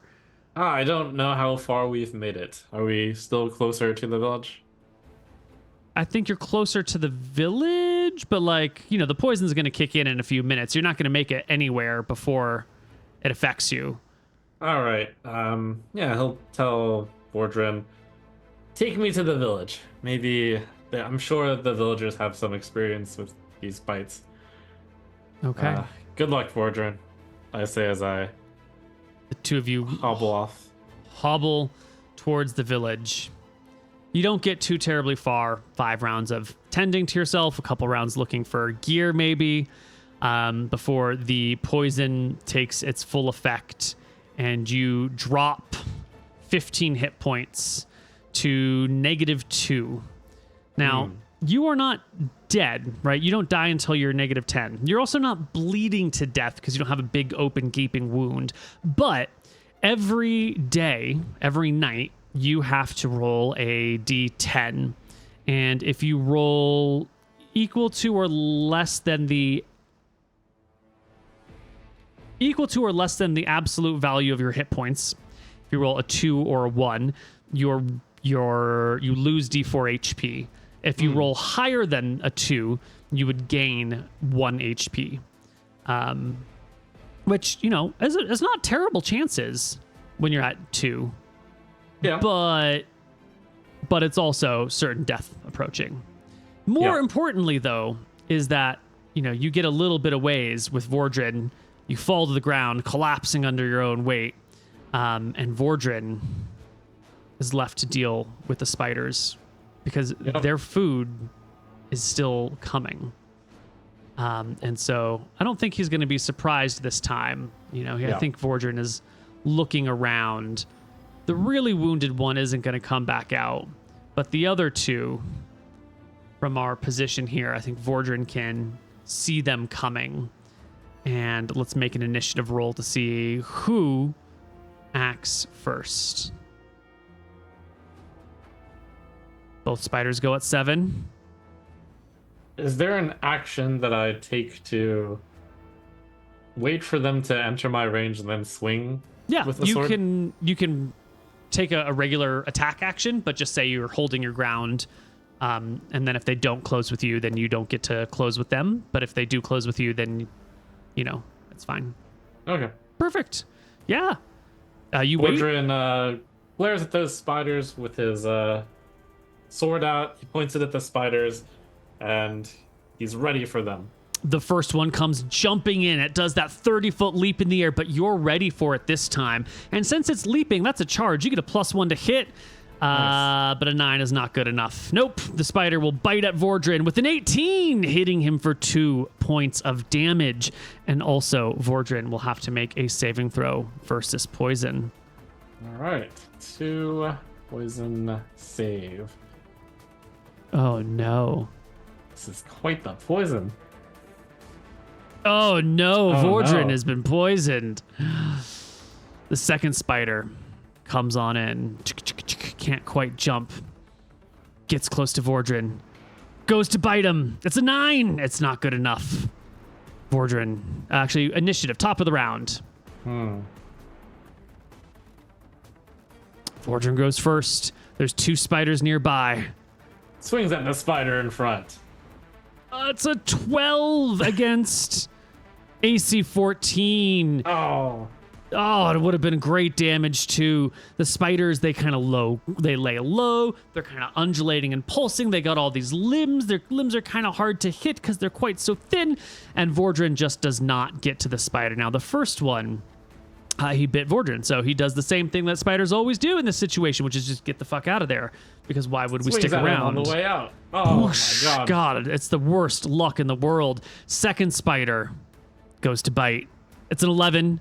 That's not a hit. All Initiative just between the last 2. Is this the second round where he gets 2 attacks? Yes, it is. Second attack right now. All right. That's it. That's a critical hit. That Nice. clears by 5. Roll me an extra D8 on top of the 5 you did right there. That is 12 Ooh. points of damage. The spider is cut in half and lays there to die. Vordran bellows at that spider as it scurries off, trying to scare it away, as he will carry Vincent, though he's still facing the spiders. And we back towards the village. That spot between the 2 mountains by the ocean. Eventually, Vordran will take 15 points of damage as the poison kicks in, dropping him to 6 hit points. And as our party scurries back to Volutin, the nice, cozy little village nestled between the mountains, surrounded by scary, poisonous giant spiders. We're going to take our break right here. We're going to find out what happens when the party, visible now, returns to the village, wanted for questioning and for possibly treason. See you on the side. Hello, everybody, and welcome back to Rise of Drekis. Our party returns to Volutin. Vordran carrying Vincent, asking for help. We're going to pick up our session. It's going to be 3 days later when Vincent finally wakes up. This was cave, tube, stuff, poison.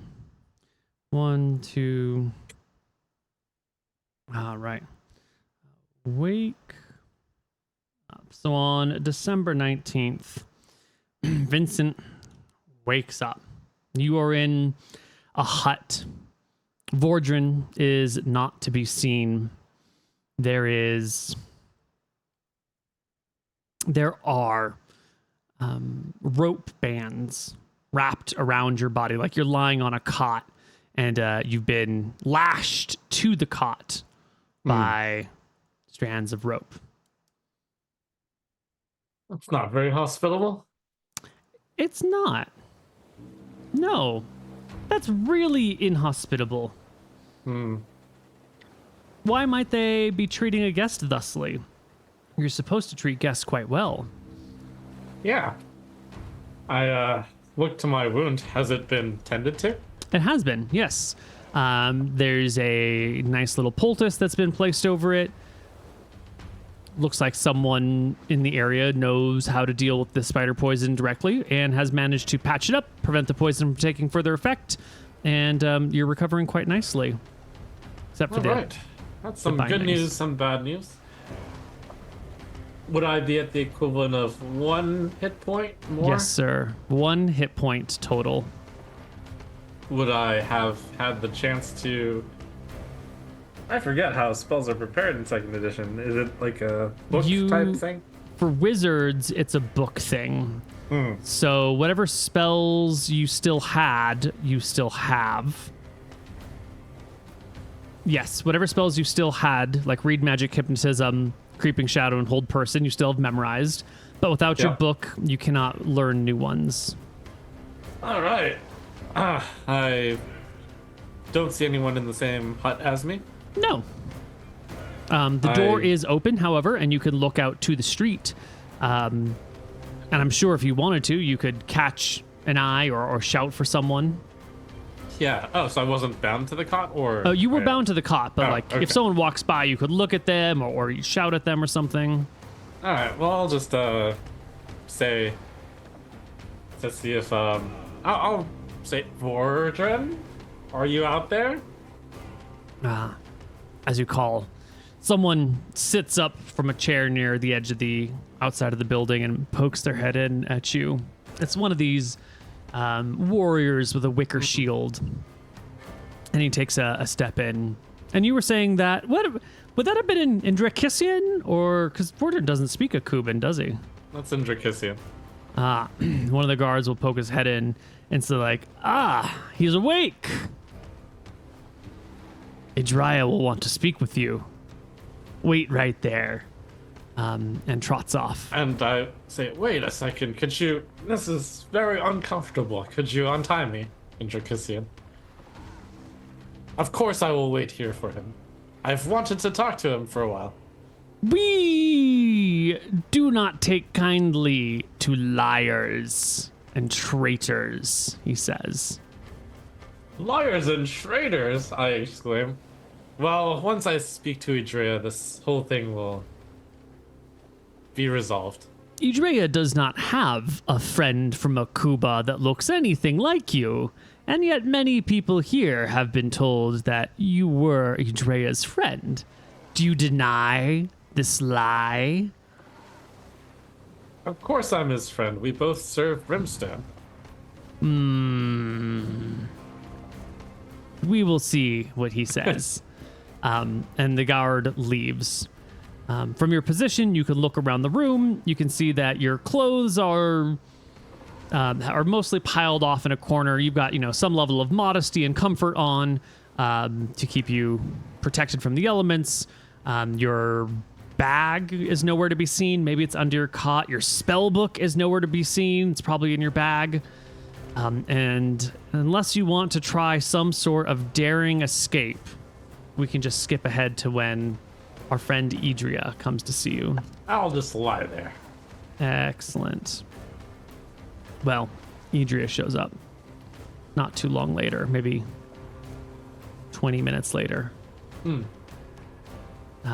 he'll step into the room with his old man visage, his cane that he walks upon, his dragon scales across his neck and the backs of his hands, his thick Akuban accent, and says in Drekisian, the spy. I respond in Drekisian first. Hello, Idria. And then I'll switch to Cuban. I've wanted to talk to you for quite some time. Would you prefer your native tongue? He comfortably speaks in Cuban. Yes, I do. Now tell me, he who claims to be of Brimstone, why you have brought your traitorous ways to my town. Traitor, I believe you have this all wrong, I say. Didn't you get my note? Unfortunately, I ran into a pack of spiders on the way out. Mm-hmm. Your bodyguard said as much. Is he all right?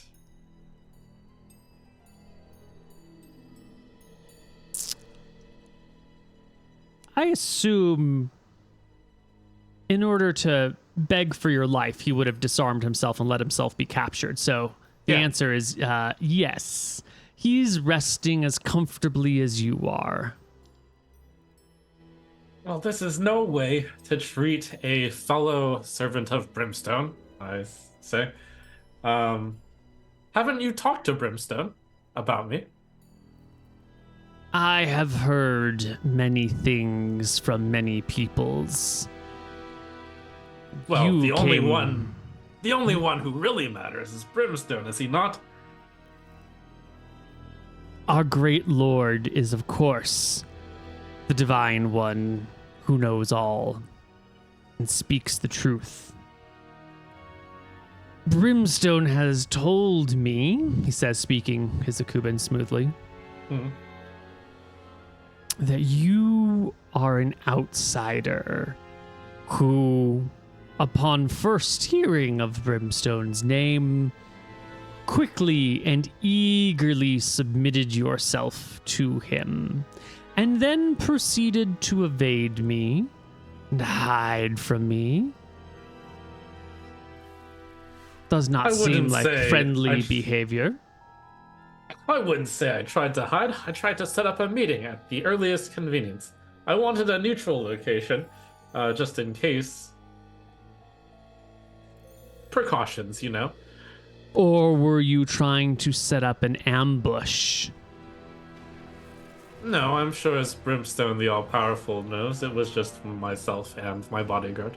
Mm-hmm.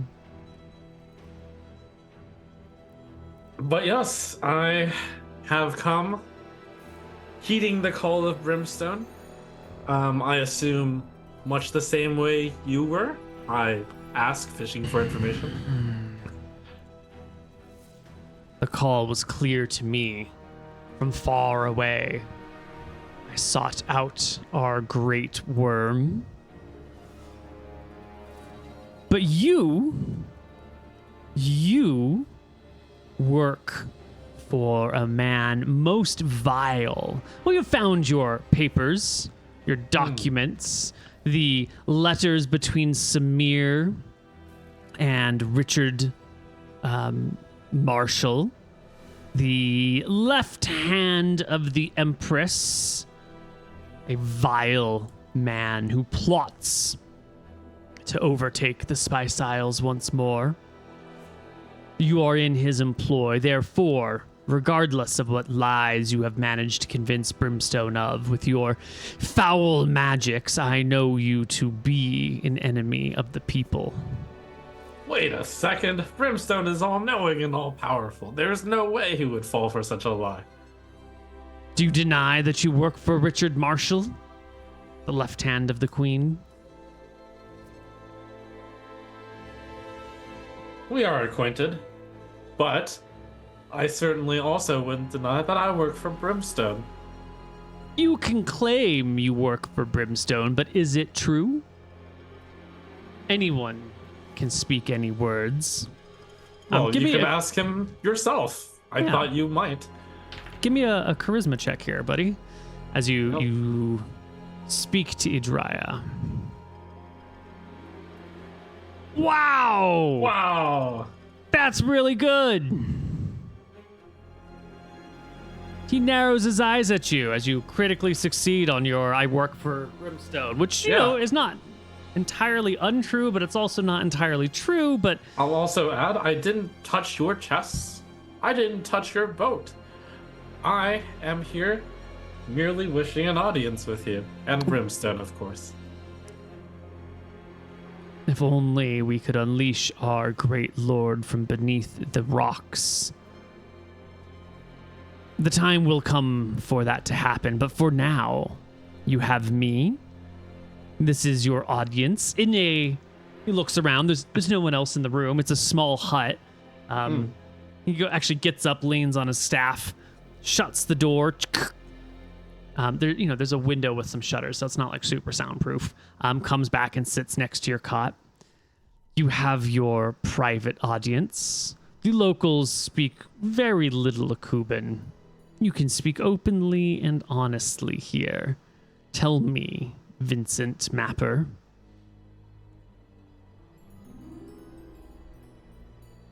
Well, this is all I wanted to do, so thank you. I'm feeling much better already. Thank you for tending to my wound. You are wise to at least speak to us, not just assuming that we are on Drekisian orders.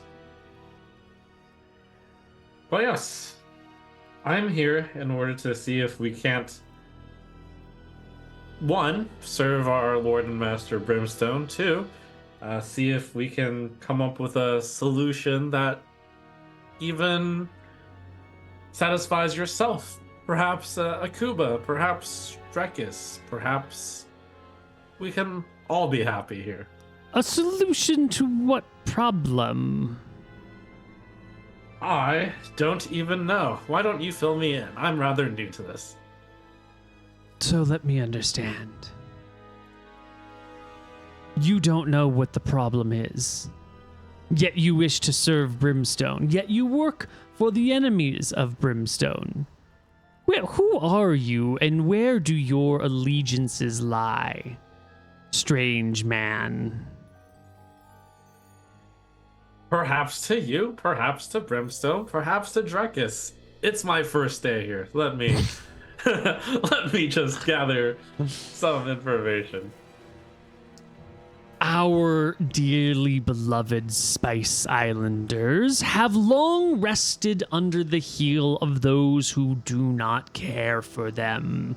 When the foul red dragon known as Scoria came across these islands, they were abandoned. The people left to burn under her wake. And then, as soon as the threat was gone, the Southerners arose, tax papers in hand, stripping the people of their goods, of their things. And I heard a cry, an echo in the night, something that shook my very soul. I came by boat. I found the volcano, drawn to it as if a thirsty man to a cool, clear lake. Ah, we heard the same call then. Please continue.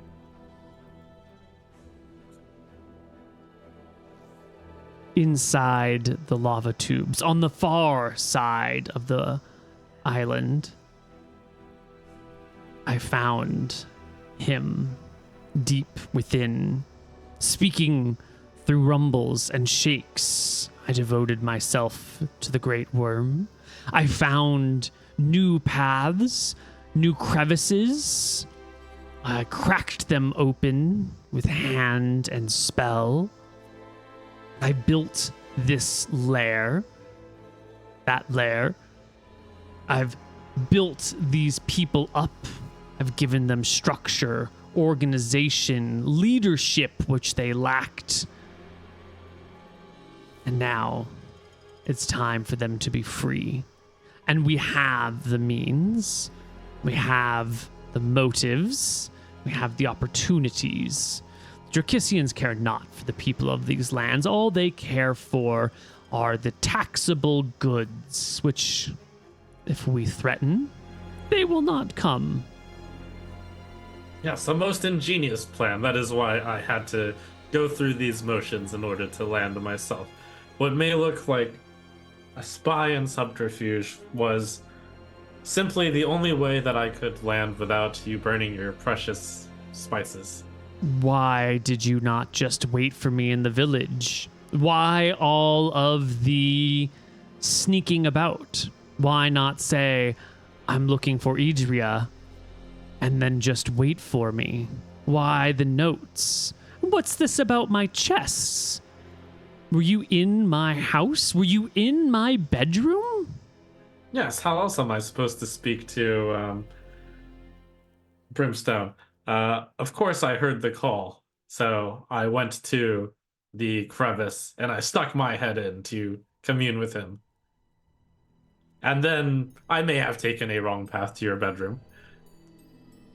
Tell me, what did the call feel like to you?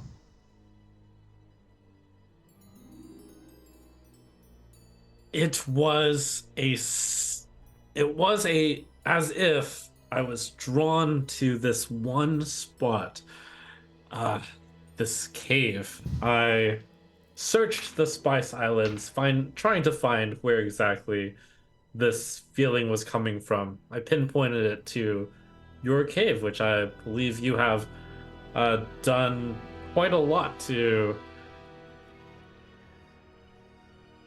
help reach Brimstone, so I thank you for that. And without hesitation, feeling the pull, I stuck my head into this crevice in order to be closer to him and speak with him. Of course, knowing that you likely had orders to your people in order to capture any from Drekis, I had to turn invisible in order to get past them. I had to...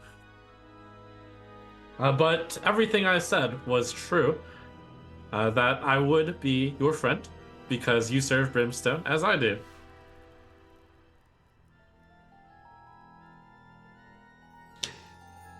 Back where I am from, a long time ago, we had a king, King Harazim. There were many people who served the same king, yet were at each other's throats, set against one another, seeking to cause one another to fail. Serving the same lord does not make us allies. It does not make us friends.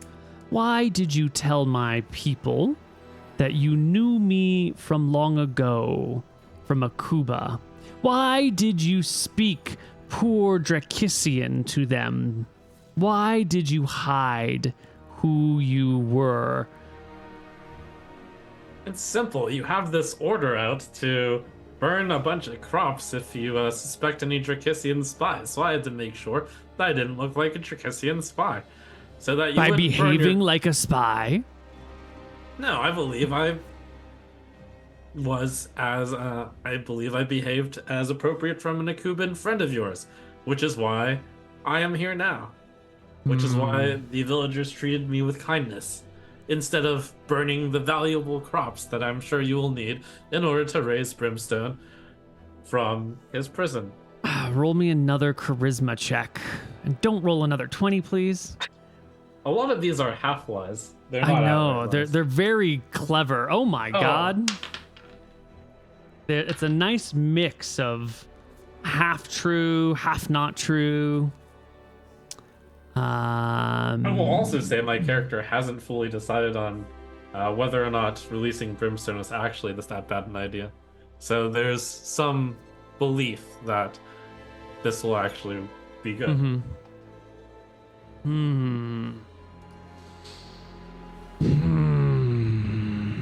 Idria looks at you, unsure of what to do.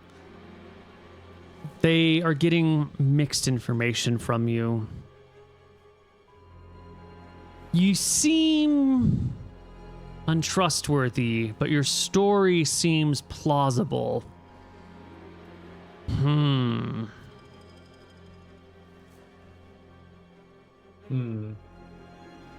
have said you don't understand the problems here. but that you are loyal to Brimstone, that you wish to serve him. Yes, and the problems here, I also don't entirely. There's a number of problems here. I agree with you that these Spice Islanders have not been treated well under Drekisian rule, and have thrived under you. That's why I started my journey by asking all the villagers I could about how things were here. I find your rule to be acceptable myself. Perhaps even great.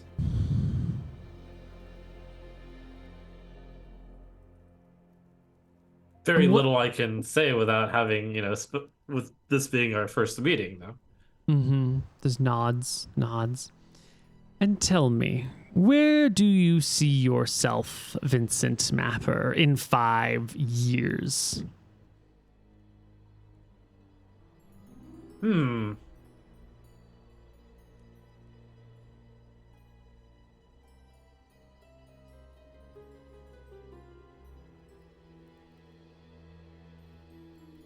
That is very hard to say. It will probably depend a lot on how the next month goes. But if I were to give the ideal, it would be under a Drekisian Akuban Spice Islands Brimstone Alliance. It would be as a ambassador towards that Grand Alliance.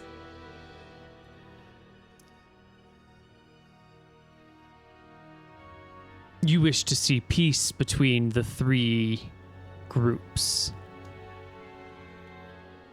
4 groups, yes.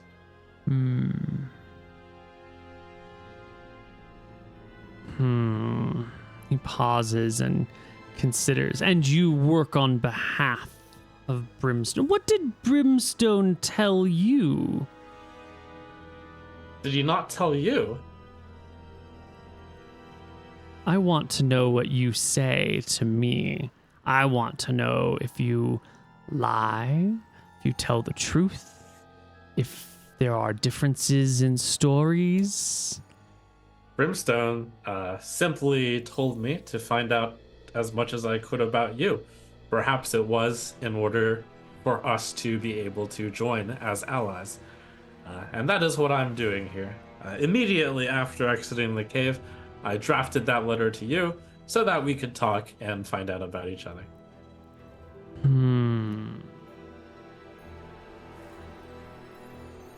In order to not damage our precious property, I decided to,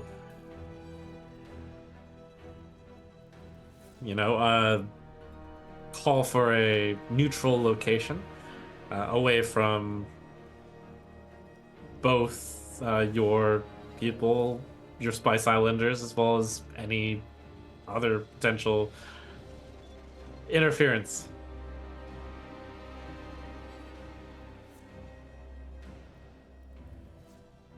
And you wish to do... You who are so new to our dearly beloved dragon, who have met remotely only the one time.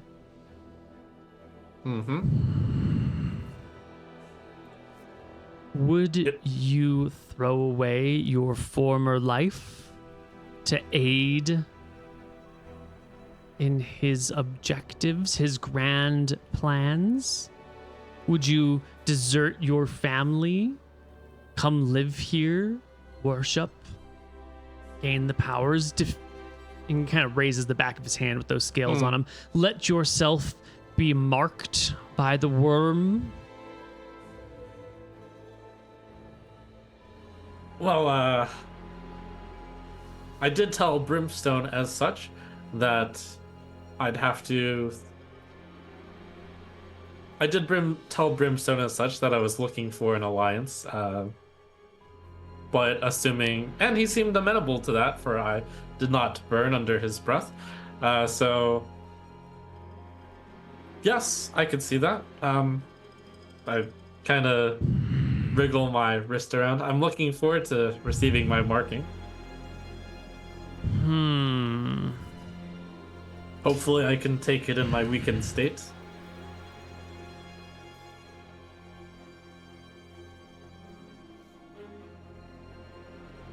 And if I told you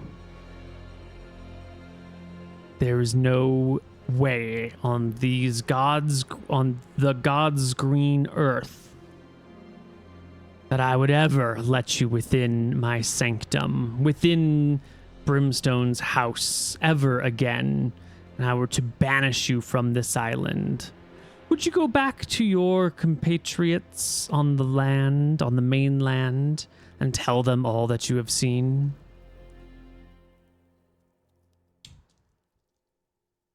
I don't think you would do that. Why would you banish a fellow wizard who seeks the call of Brimstone, that Brimstone has called out to personally?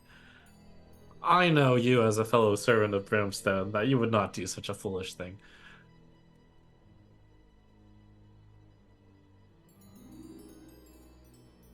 You found the boat. I did. That means you found the warehouse. You found the crates within, boxed and ready to go. Do you know wherefore they are bound? I followed the trail from my Kuba. I know some of the spices from this island go there. There's nothing wrong with that. I do not know other than that.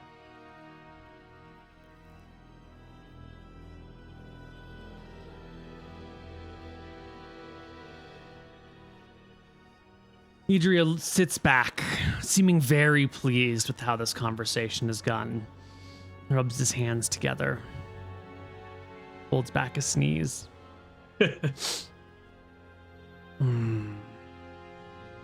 My dear Vincent, you are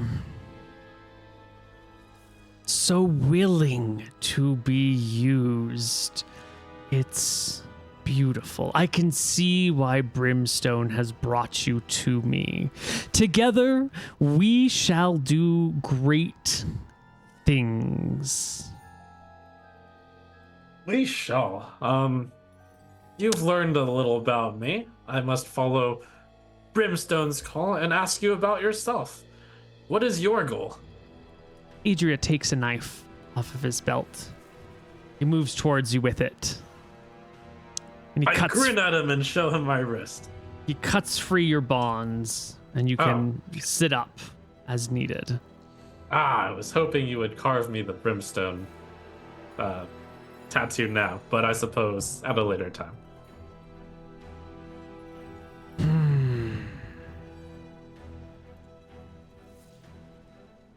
The great worm sees beyond what we see. With the years of life under his wings, he knows how people move and think and chart their lives. It is not for us to know each and every aspect of His Majesty's plan. It is for us to do our parts without asking why. What you know of things here are great and many. Tell me, if you truly serve Brimstone, what is your relationship with Lord Richard Marshall? And he gets like this really big grin across his face, like he's really excited for what you're going to say. Lord Marshall. Well, as I stated, I am hoping for peace and alliances among all. My ideal would be that Marshall and Brimstone can plot together. You've said that Marshall is quite a devious man. Perhaps Brimstone could have such a man under his employ as well.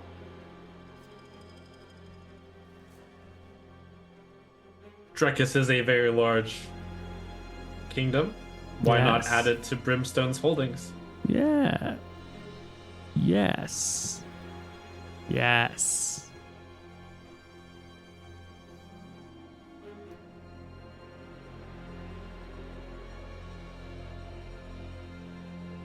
That is an excellent thought. My dearest friend, have you been given any other tasks, jobs, objectives coming here? Yes, I went on a shopping trip. The marble. Ah, yes. How do you get home from this island? It's simple. I have a boat waiting for me in the southwest side of this island. The head nods come over and over again. Well then.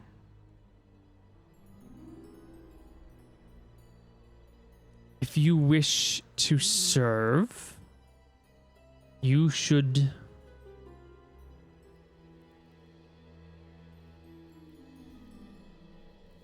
here is how best you can serve. Make it clear to the mainlanders that what is happening here is beyond their authority. That if they approach, I will complete the ritual to bring Brimstone forth from under the seas. Tell them that I wish, and that you who now serve Brimstone also wish to see Brimstone rule and Drekis be added to his empire. And if I may ask, what are the total holdings of Brimstone now? Is it just these islands, or have you promised a Kuba to him? I make no promises. I do as I am told. Has Brimstone not told you to already release him from his prison, if you are capable of doing so?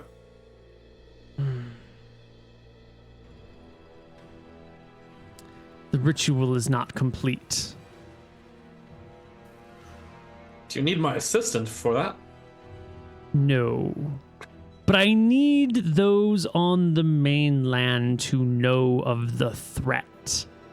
I need those there to fear what we do here. Fear is a great motivator. Fear will bring about Brimstone's goals. And if you've spoken to the Great Worm, if you've listened to what the worm has had to say, and if you can carefully parse all you've heard together, you too can understand what is at play. But I don't think you do. The way I interpret Brimstone's words, and I have only talked to him once, is that perhaps he sees the same vision as I do. An alliance between Akuba, Drekis, the Spice Islands, and Brimstone. Idria waves his hand off. You are under the spell of Cheese. You see only that which is laid bare, and not that which is woven through shadows. Shakes his head, disappointed. Would you care to enlighten me, Idria? I'm sure I can complete my mission more successfully if you tell me more.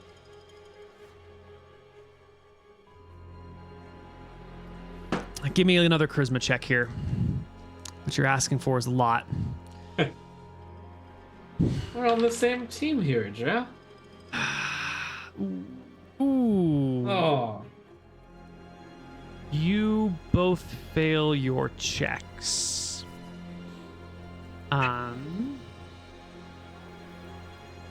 Wrong table.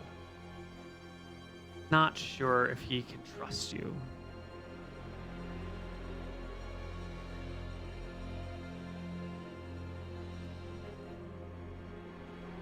I do not care one way or the other for you. I care about my end objective and how best to achieve it.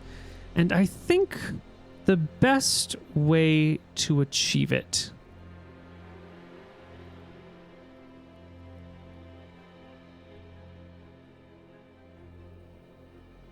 is to incite fear in your heart.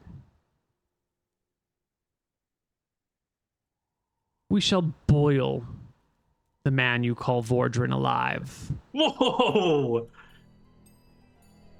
I need you to understand the stakes we are working with here. And the old man gets up from his chair, leaning on his stick, and begins to make for the door. I struggle against my bonds. You're freed. He cut you free. Oh, right, of course. No, don't do that. Vordran is a very important tool to me. A very important friend. Tool is the right word.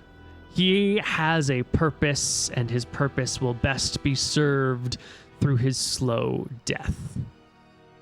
Does he have family? Is he connected back home? I don't know how you could possibly think the best way for us to work together is to start off on such a bad foot. You wish to see Brimstone's will be done? This is how best to achieve it. You say you wish to serve the dragon. I tell you that you may not always understand the why, but you should follow the how. Don't be ridiculous. If it wasn't for Vordran, I wouldn't be alive to serve the dragon right now. Then he's served his purpose, and now he can fulfill his destiny. We should boil him. I'll need him to help me again if I'm sure on my many dangerous adventures to help Brimstone. He's replaceable. He's a pawn. He is just a slab of meat to be placed and aimed and thrust. That's ridiculous. There are very few in Drekis who would be, at this point, as open to serving Brimstone as he. Good. Then he will serve well in the cauldron.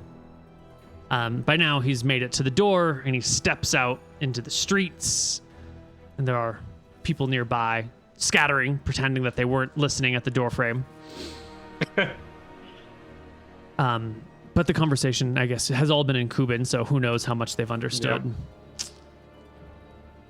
Yep. Stepping out, waving his arms open, speaking in bold Drekisian, Idria, the old man, covered with the scales of the dragon, says to the assembled people, "Get the warrior. Place him in a pot of water over a large fire." Wait, what can I do to change this fate? Why would you? This is the goal. He is so useful. That would be like asking to boil your bodyguard.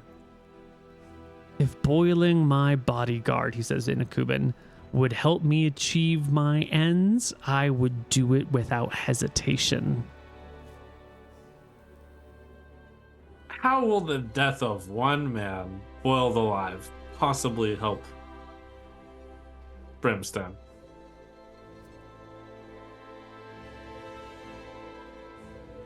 If you give me a satisfactory answer to this, then I will allow it. It's part of the ritual, he says vaguely. But don't worry. You will be set free, escorted back to your ship, and allowed to leave. It sounds to me like there are many people that could fit this ritual. Why choose this one? This one is so useful to me. You're almost there, Vincent. You're almost there. You just have to cross your eyes. And he makes his way through the village. There are a lot of people around now, and they give, deep, respectful bows to Idria as he walks by and give you uncertain looks, dirty looks, the looks of someone that you might give to a traitor in your midst who's been captured and walking in front of you, the sort of person you don't trust and you would love to do something about if only you were permitted to do something about it. And he begins to walk down the street towards, some other huts.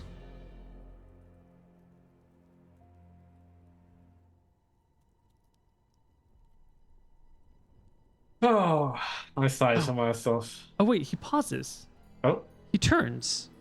He points at a person in smooth Drekisian and says, "Bring the traitor's things, deliver them into his arms, but do not let him study his books." You three go with that one.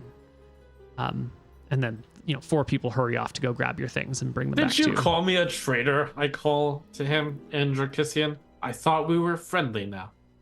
Ha! We would never believe the lies of a spy, a traitor like you, one who slips within our boundaries, walks around with invisibility, deceives people, makes up falsehoods. No, you are of the enemy, and we are going to let you see how we deal with our foes by boiling your bodyguard alive. Let this be a warning to the mainlanders not to send anyone else this way. Let them know of the threat that lies here, the great and terrible danger that awaits any who dares interfere with the fireworm. I'll call out his to him in radiance. Drekisian. Shouldn't we consult Brimstone? Brimstone had a task for Vordran as well. It seems foolish to boil him alive. He Maybe waves off. Brimstone wouldn't like that. He waves off your questions. And I think down the road, you can see, wrapped in ropes, 4 strong men leading Vordran down a path as someone else is, trying to drag a cauldron out of storage with some other people, and some other folks get together some buckets, because to fill up, there's no hoses, right? So you got to get a bucket of fresh water, walk to the cauldron and dump it. It's going to take 45 minutes, maybe even an hour to fill a cauldron large enough to boil a man with water. It's a process. And Idria has someone pull up a chair near the cauldron where they're dumping bucket after bucket slowly, and sits back. The chair's facing the cauldron, but his eyes are locked on you, who are completely free. Now, before we've got a lot of time here, I want to know, Vincent, what are you thinking about this man is saying some pretty strange things, and he's going to boil your friend alive, and yet he set you free and given you your stuff. What is this man's aim? What is at foot here? It is perplexing indeed, and while Vincent's first instinct was to beg for Vordran's life, Vincent is starting to believe this is some sick test, so he'll play along. So he's taking a seat probably as the VIP seat where you can see the boiling close in front. I'll take a seat next to him. All right.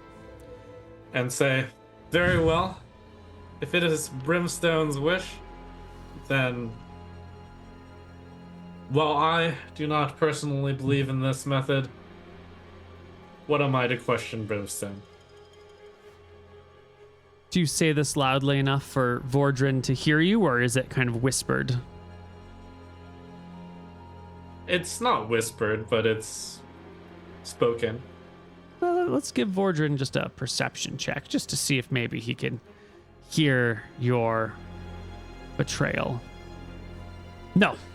The sound of the water being poured, the people holding him in the cauldron as he's like dropped in, but then held down. Yeah. I will call out to Vordran before it's his time to get dunked and boiled. I don't know if there's like a time to say our goodbyes and whatnot. You've got like an hour before they even fill the thing with water. Yeah, they got to go to a creek and fill a pot and bring. It's gonna take forever. Lots of time. It's a slow death he's about to face with a long build up. But tell me, what do you say? I tell him, Vordran, in the case that you are boiled alive,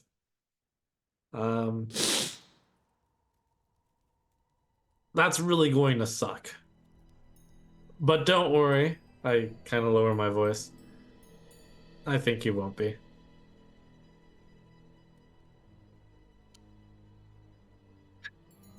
Well, it's a nervous time as the pot fills and wood is gathered and placed around it. I return back to Idria, and if he wants to do idle chit-chat with me, then that's fine. But otherwise, I relax as if we are witness to a good act, a good show. Yeah. Well, an hour passes. The cauldron's filled. The sticks are laying round the bottom of the cauldron.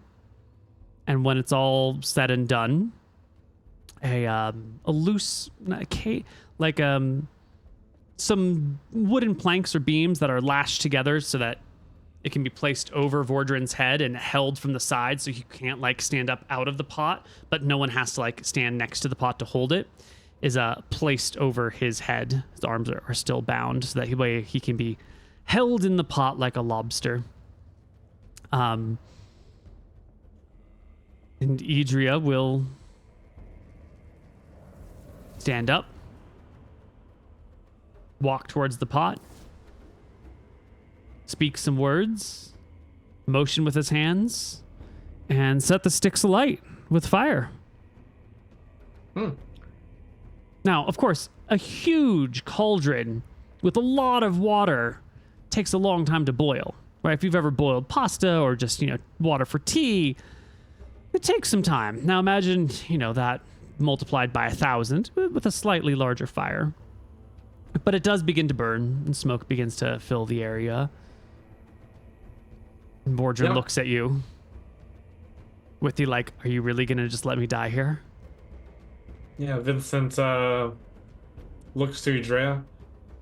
No last words for either myself or Vordran? You will be free to go as soon as he is gone from this mortal coil. Yeah. If he wishes any last words, he is of course entitled to them. Yeah. I call out from my VIP chair at the front. Vordran, it's been an honor working with you. Hopefully you will continue to serve when you are boiled alive as an offering to Brimstone. He trusts you, but the fires continue and the water begins to steam ever so slightly. And soon Vordran begins to squirm in the heat. You can see him like really pushing to get as much of his body out of the water as it gets to sauna temperatures and then begins, or hot tub temperatures, and then begins to rise.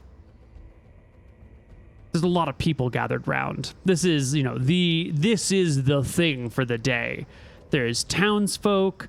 There's all the people that could be warriors or armed as warriors. You've got your stuff. Your friends in a pot. Slowly cooking to death. Yeah, look around. I'm a little bit surprised that this barbarism is just a everyday activity for these villagers. Yeah, it definitely looks like a lot of people are kind of, oh my god, what's going on? Some folks are a little bit aghast, and some folks are like into it, like this is what we do to the mainlanders, to the traders, to the, you know. But yeah, it's a mix. You know, executions used to be public for thousands of years because they were a form of public entertainment, and you would take your kids down to watch a person get, you know, slowly killed from Roman times up through, you know, the Salem witch trials. Yeah. And, yeah. So, barbarism, definitely. I don't know at what point you want to intercede, but they sit back and let him boil. Yeah,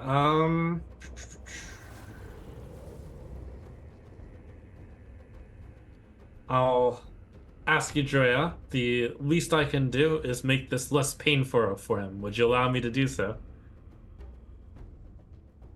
That would not serve my purpose. That would not serve our Lord's purpose. I sigh and sit back down. Very well. I watched the show. Right.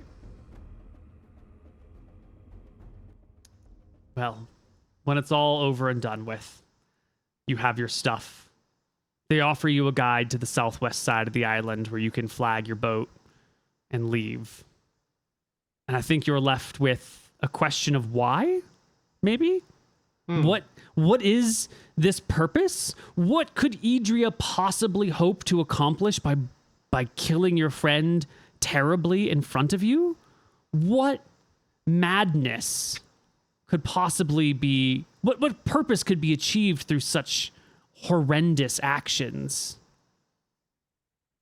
That is indeed a big question. Just to confirm, it looks like Wardren has died horribly by burning alive. Boiling, yes. Boiling alive, yes. Yes, that is what it appears to be. Now, I you know, paid maybe very close attention to make sure that nothing was amiss in his death.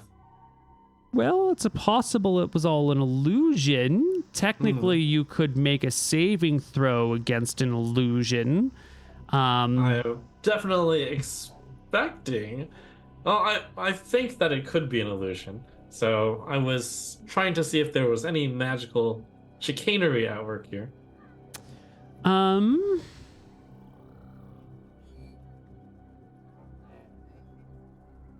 Why don't you make an unmodified saving throw versus spell, and I'll tell you if it was an illusion or not. Of course, illusions sometimes come with modifiers to them, so go ahead and roll a saving throw versus spell. Sure. It seems pretty real to you. You failed to save, but it seems pretty real to you. Yeah. Wardren's been my friend through quite a lot, through decades, but I knew at the end here I had no way to help him. I tried the best I could, and at the end I had to hope that this was just a test.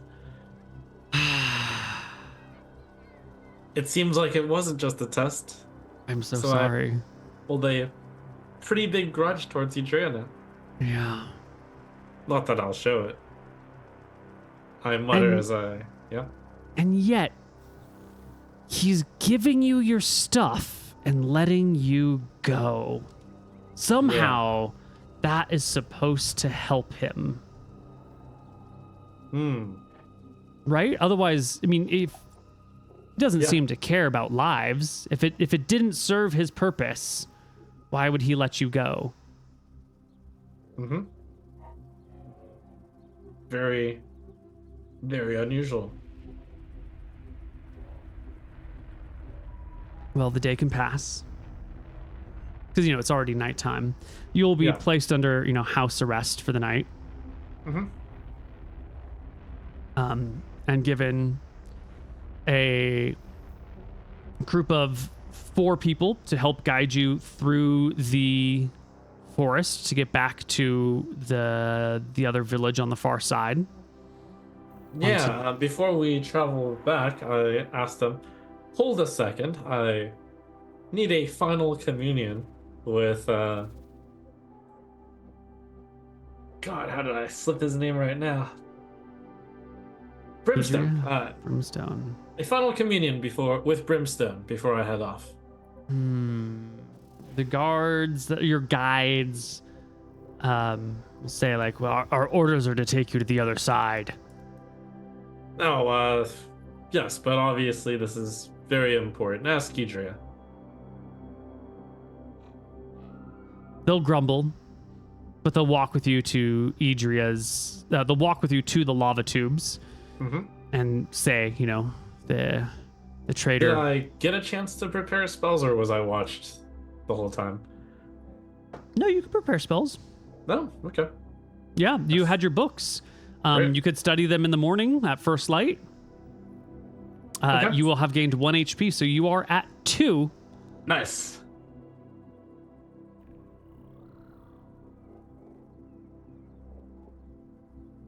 Yep.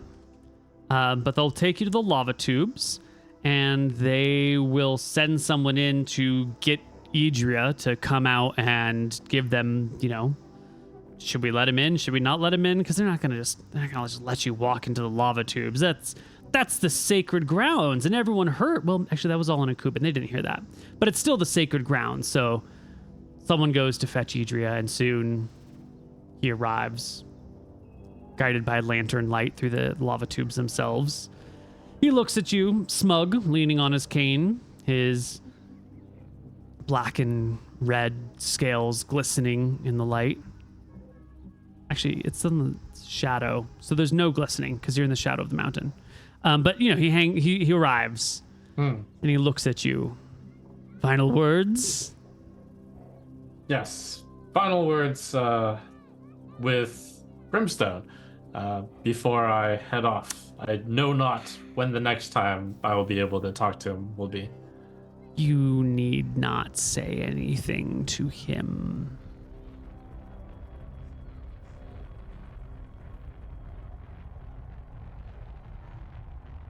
I think it would be very important for both of our goals that I do. Idria considers. Ooh. And nods, yeah. Ones will do that to you. And will motion to the guards to, you know, bring you on in. And with the 4 guards that were leading you, plus the 1 bodyguard that's following around with the lantern, that makes 6 of you. You will walk deep within the tunnels, all the way back to that flattened spot with the crevice in the ground. Deep within the mountain where it's warm.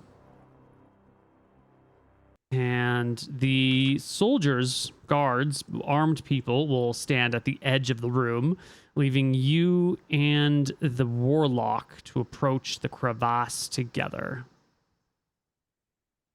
Very good.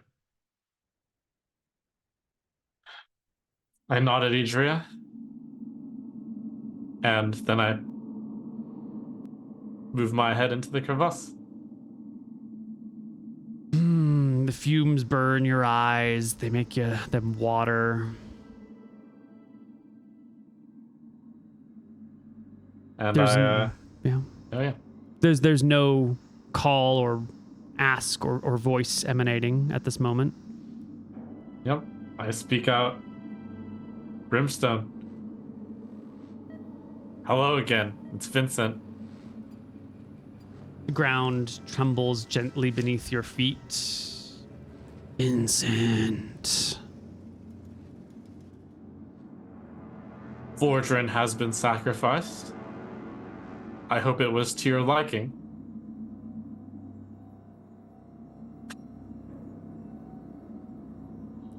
Surprisingly, maybe, there does not come a response.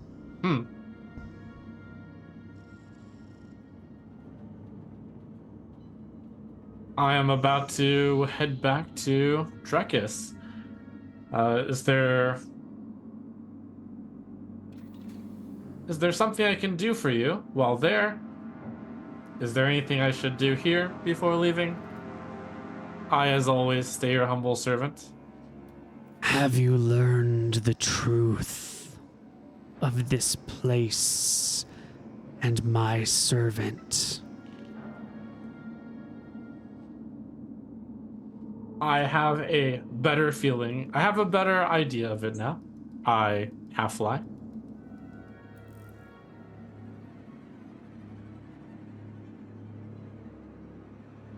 These things you do carry great weight. The lives of thousands rest in your hands. Speak openly and truthfully. Seek the light. We all are bound together by your actions.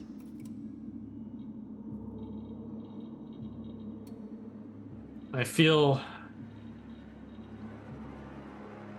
Is it, do I believe that Brimstone is heard above me by Idria? Do I believe Idria can hear me? Idria can probably not hear Brimstone. Probably not, unless one of these, like, you know, they've got the scales, they've got some twisted things about them. Maybe they've got like supernatural hearing, but unless they have, if they have normal human hearing, they probably can't hear Brimstone. Okay. Your voice, 50-50 perception check I would give them. Okay. I remember the first time I was here, I whispered down. So I will whisper to Brimstone. I believe what Idria has just done is very foolish to kill my most trusted companion.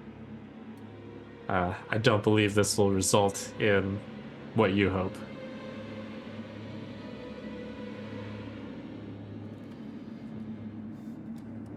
Idria's ways are violent and cruel. Evils that this world...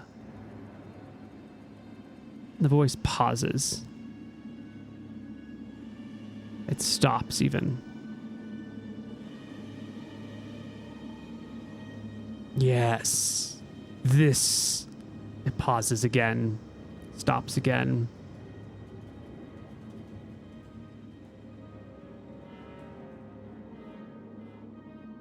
We serve the greater good. Sacrifices must be made.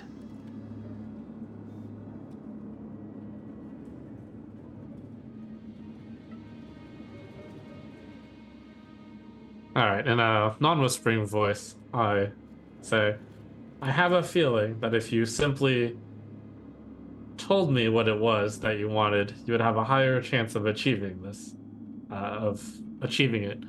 As stands, as I leave this island, I do not believe you will be able to achieve your goal.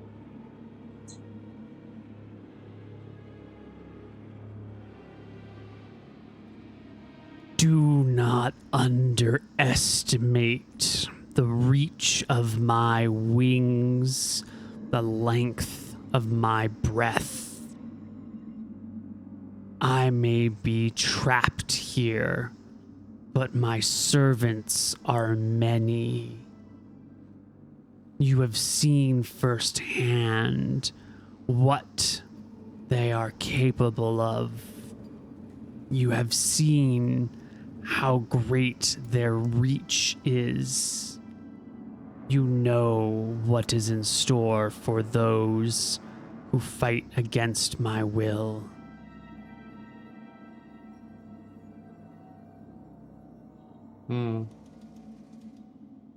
Your assessment is that of a small creature who cannot see beyond the tiny hole in which it lives. If I could show you all that I see, your simple mind would melt. Comes the haughtiness of this dragon. Very well. Of course. Then, any final words of wisdom from me before I leave to a very important meeting in Drekis?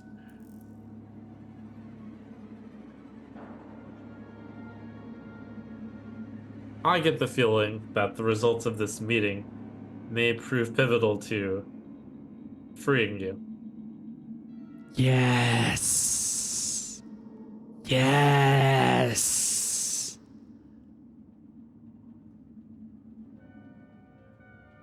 Speak the truths as you know them, and all, and the ritual shall be complete. You didn't forget what I desired, though, didn't you? Of course, I have some love still for Drekis, as I do for you. Are we talking about an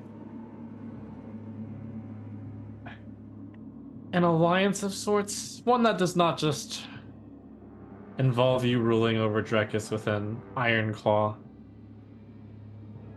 When you have made your reports, come find me, and I shall bring you into the fold and show you the path. I am no scoria. I am Brimstone.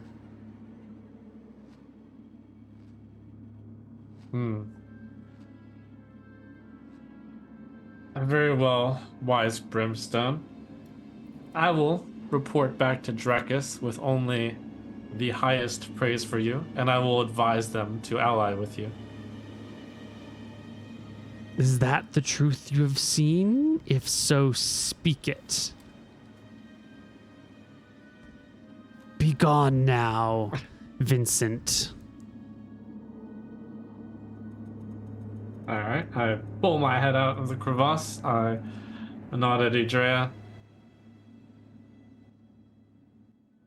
And the guards will take you. Mm-hmm.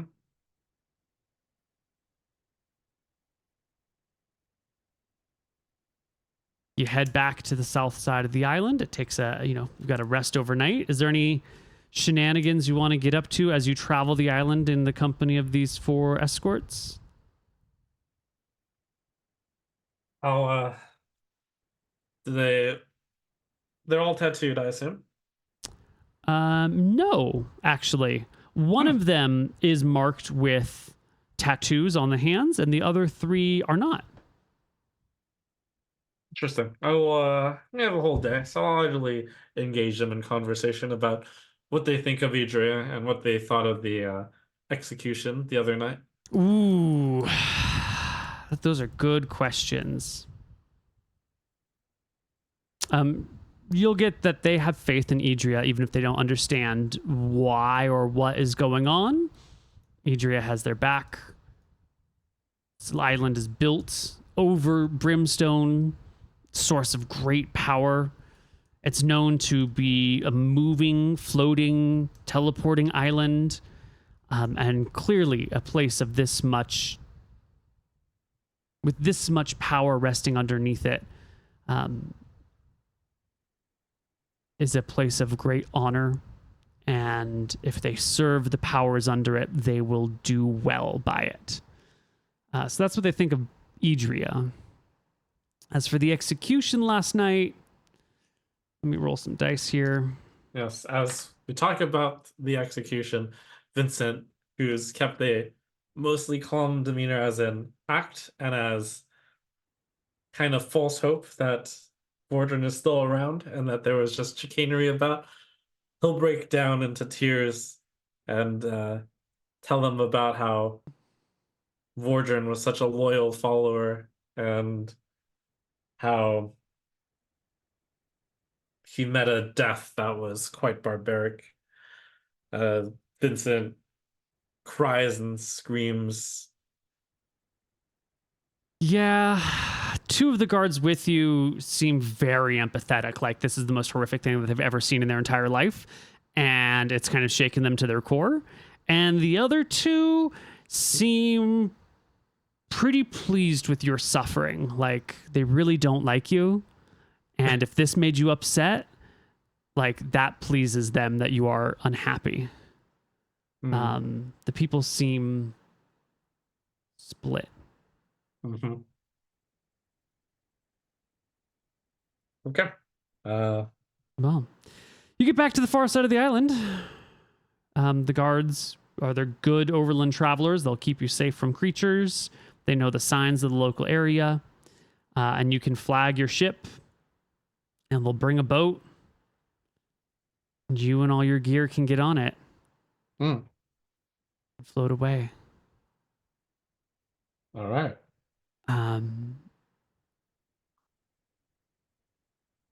We should either go to break here or end here for the day, depending on if you feel ready to talk to Drekis now, or if you want some time to think about what you're going to say.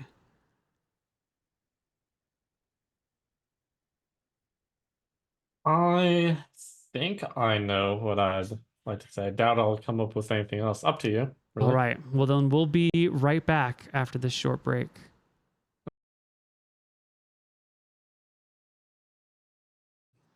Hello, everybody, and welcome back to Rise of Drekis. You will arrive home days later. You'll get to Coxport, Kershwick, on to Wickthron Rarenta, the capital, where you can meet up with Lord Richard Marshall in his comfortable office in the large capital, safe from all possible trials or evils. Sitting in this soft chair with a cool drink in your hand, delicious little fruits and small meats wrapped in croissants served before you, a servant to fetch you water or wine or whatever it is that you want. Why don't you tell me what Vincent's state of mind is as he arrives in this office? Vincent knows he has to stay strong and brave, and that this meeting will likely have a very big impact on things greater than just himself. So he brushes himself off as he prepares to, for the first time in quite some time, go anywhere without Vordrin. Eventually, Richard, Lord Marshall, comes from the outside into the waiting room where you are and goes, "Oh, Vincent! Ah, good. It's so great to see you again. I hope everything has gone very well for you. Please, I'm just getting into the office right now. Come with me." And he opens the door on the other side and leads you into his office proper, which he, hurries to his side of the desk and sits down in a comfortable chair. I hope the servants got you everything you need. Please, if there's anything you need, just... Stacy, is there anything... Vincent, can she get you anything? No, thanks. I say with a very straightforward manner, and I take a seat. Excellent.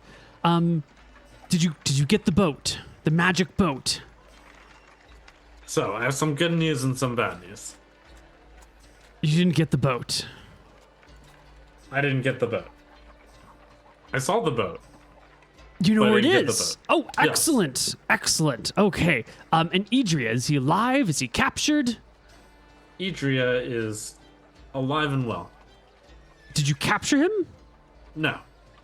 Okay. So you got some good reconnaissance done then. Excellent. I did, yes. Did you find out if he's actually a Cuban? He speaks a Cuban much better than Drekisian. Oh, and let's see, what would I refer to him? Lord Richard or Lord Richard. yeah. That's the more appropriate term. If you wanted to, Lord Marshall, actually. If Yeah. you wanted to be more familiar, you could say Richard or, Yeah. Lord Marshall, or Richard, if I may. Yes. What I'm about to tell you could change the entire forward path for Drekis. So Well, know that I hold you in high esteem, and that I would hope that you will be able to make a sensible decision after hearing all I have to say. the Empress makes all the real decisions. Is this something we should be perhaps telling her? Not to. We're in a very private office, yeah? Super private. Can the Empress be trusted to make the right decision here? I'll ask him. Ooh, he leans back in his chair as his eyebrows raise. There's some people who would say that's a treasonous statement, sir. I am not one of them. I understand the Yes. common man is not that you're a common man, but you know, it's important to understand that appearances are everything, and there are people out there for whom a statement like that would appear very bad. I'm not one of them. Just a word of caution, friend. I'm aware, which is why Good. I trust you. In that case, Her Highness is quite wise and has good counsel, of which I am one of her closest advisors. Then surely there would be no harm in telling you everything first before we tell the Empress. Certainly there could be no harm. Good. Then let me tell you about my trip. It was, unfortunately, it was one which led to the death of my dear companion. As you can see, Vordran is not with us. I'm so sorry. I just assumed your bodyguard was outside or something. No, he was boiled alive. Oh my, by all the gods! Boiled alive? Boiled alive. He looks horrified. How did that come to be? Idria is quite the barbarian. Oh my. Do you think that the Empress, on hearing about this, would lead Drekis to invade the Spice Islands? Do you think she would take some sort of different approach? What approach would she take on learning this? If I know the Empress, I know that she would ask you a lot of questions first. And she would try to get a full picture of what happened and what her goals are and what the best outcome for all of Drekis would be. And then find a way to thread a path that manages to tie all of these things together neatly. So I don't know, unless you can tell me more. Well, that is good. Fortunately, we have such a wise Empress. Because I believe this is a delicate matter. And I believe Idria meant to send a message. And that message, if received the wrong way, could cause the rise of Brimstone. Well, we definitely don't want that. It turns out the rumors are true. Brimstone lives.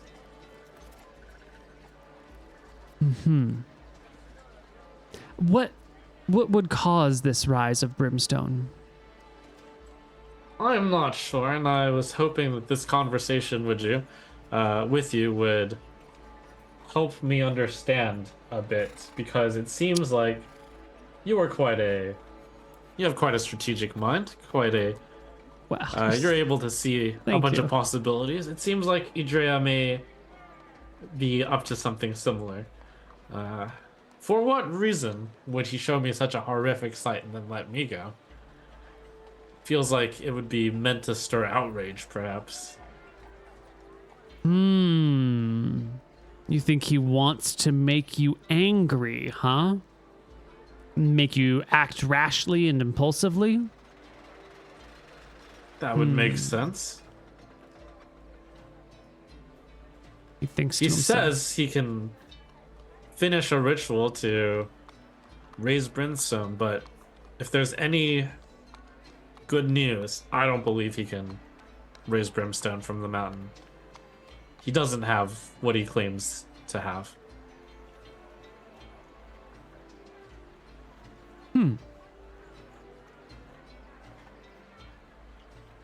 So there was no Akuban connection. Not that I could see, just that he happened to speak a Kuban.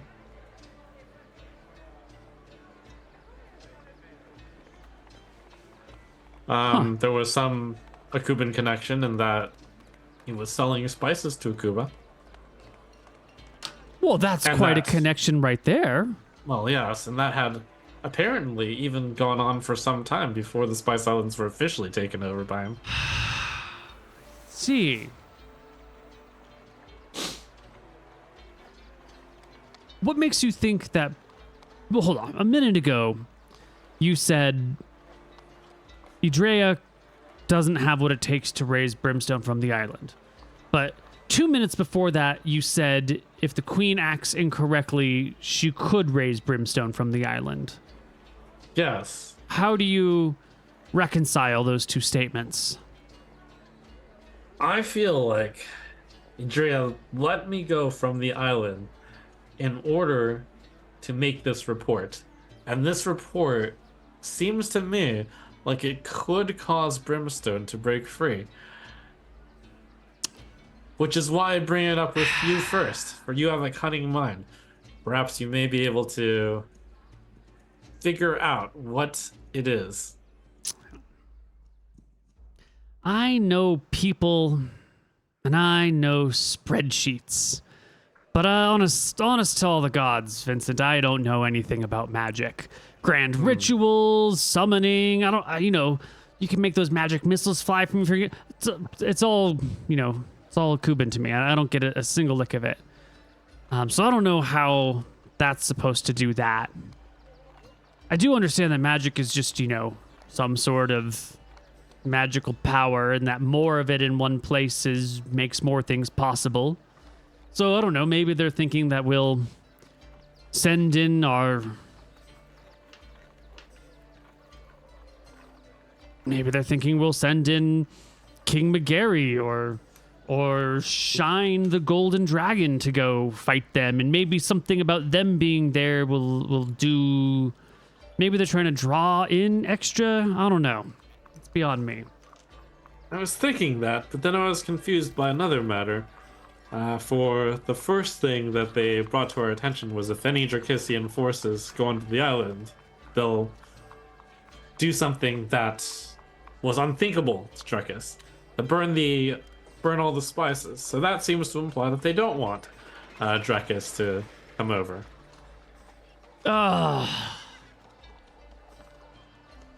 Okay. They're playing a very specific game here. They don't Maybe- want... Okay, go ahead. Yeah. Maybe if I were to figure out what the queen's actions would be, then I would be able to figure out what their goal would be. Do you think Idria could know the mind of the queen well enough to predict what she does? Is he a No. seer? Is he a scryer? Can he see? I don't think he could, but I believe Brimstone could.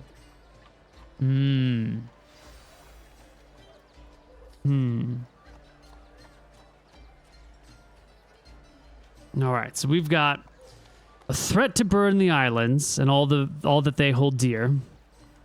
A threat to raise this evil dragon from its ancestral tomb underneath this island. Yes. We've got a crazy old man who boils people alive. How did you get to be in it? Were you captured? You were captured and let go? If you've Yes. escaped. All right, and we've got this crazy old man trading with our arch nemesis, and comes from the land of our arch nemesis. Mm-hmm.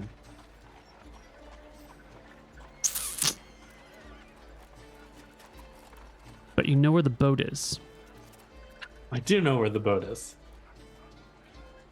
I want that boat. We want that boat. That's ours by right. You know, royal decree. All magic items of that scale and power belong to the Empire.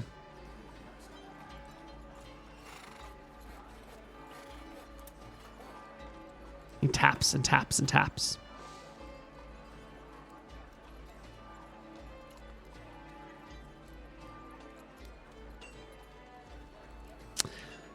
Well, Vincent, I don't know.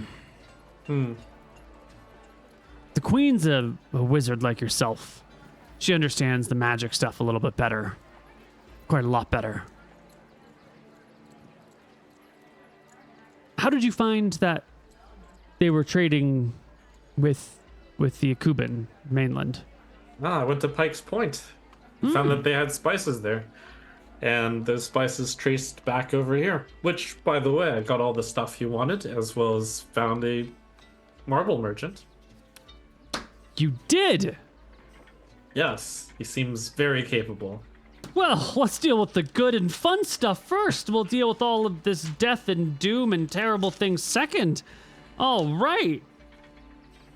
You got the reams of papyrus, the barrels of gum arabic, and the boxes of pine nuts? I do, even more than you asked for. Oh, thank the gods. And you've got a marble salesman.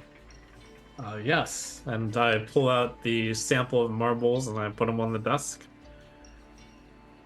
He'll take a look at them, flip them over, coo at them, feel their smoothness, be very pleased, read the letter that you brought him. Assuming you give it to him. Yeah. Tucks it away for the side to the side for time being. It's like, I don't know how to thank you for this side stuff, Vincent. What can I do for you to reward you for a job well done on this particular path?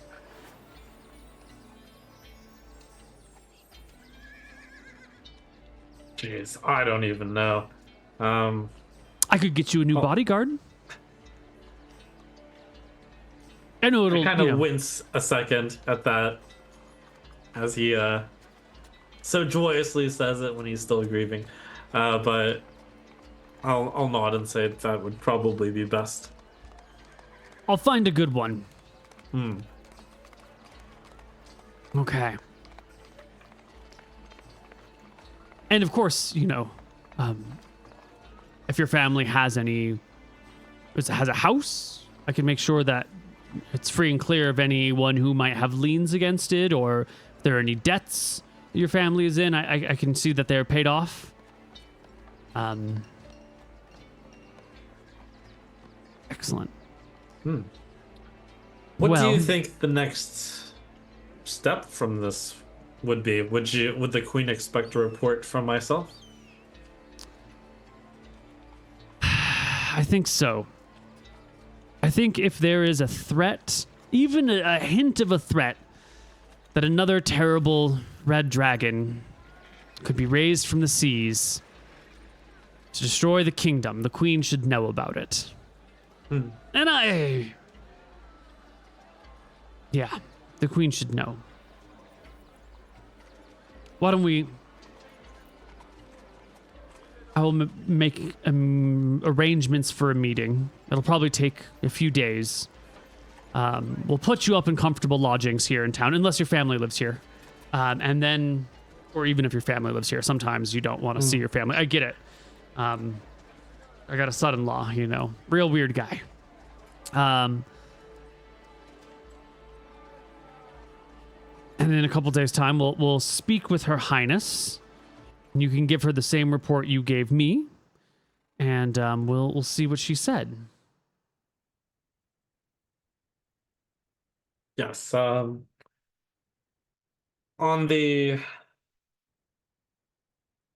what you just mentioned about paying down my family's debt, perhaps you could see it goes to Vordrin's family. I know he was adventuring in order to help support his parents. Of course, absolutely. If you can just put me in touch with his family, give me an address or a name and description, I will absolutely see to it that they are properly made whole. I will. Good. Thank you for that. Of course. Brave man, that Vordran. He was the best.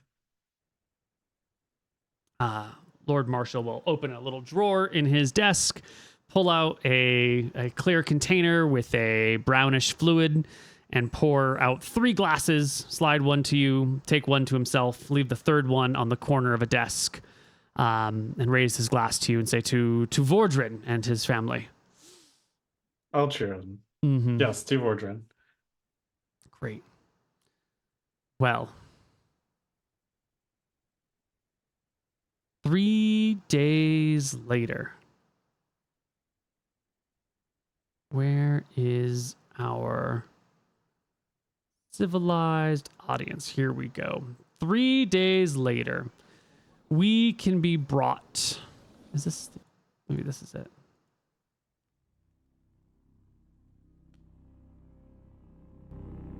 Perfect. We can be brought to the Queen's Great Hall, her throne room. You've been, given time to clean up and be made ready. The appropriate arrangements for Vordran's family have been made. You got a chance to see them if you wanted to, and see that they were paid handsomely and, told great things about their son. But 3 days later, we're in the Queen's throne room. And this isn't just a one-on-one with Her Majesty. Here in this room are the great knights of the era. You can see, oh my god, I'm blanking on her name. Faye's character from Rise of Drekis 2. What was her name?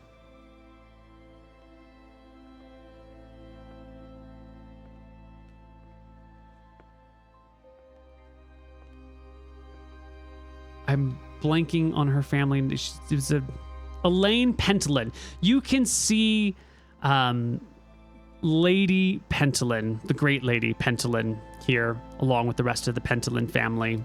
You can see Elaine here. You can see...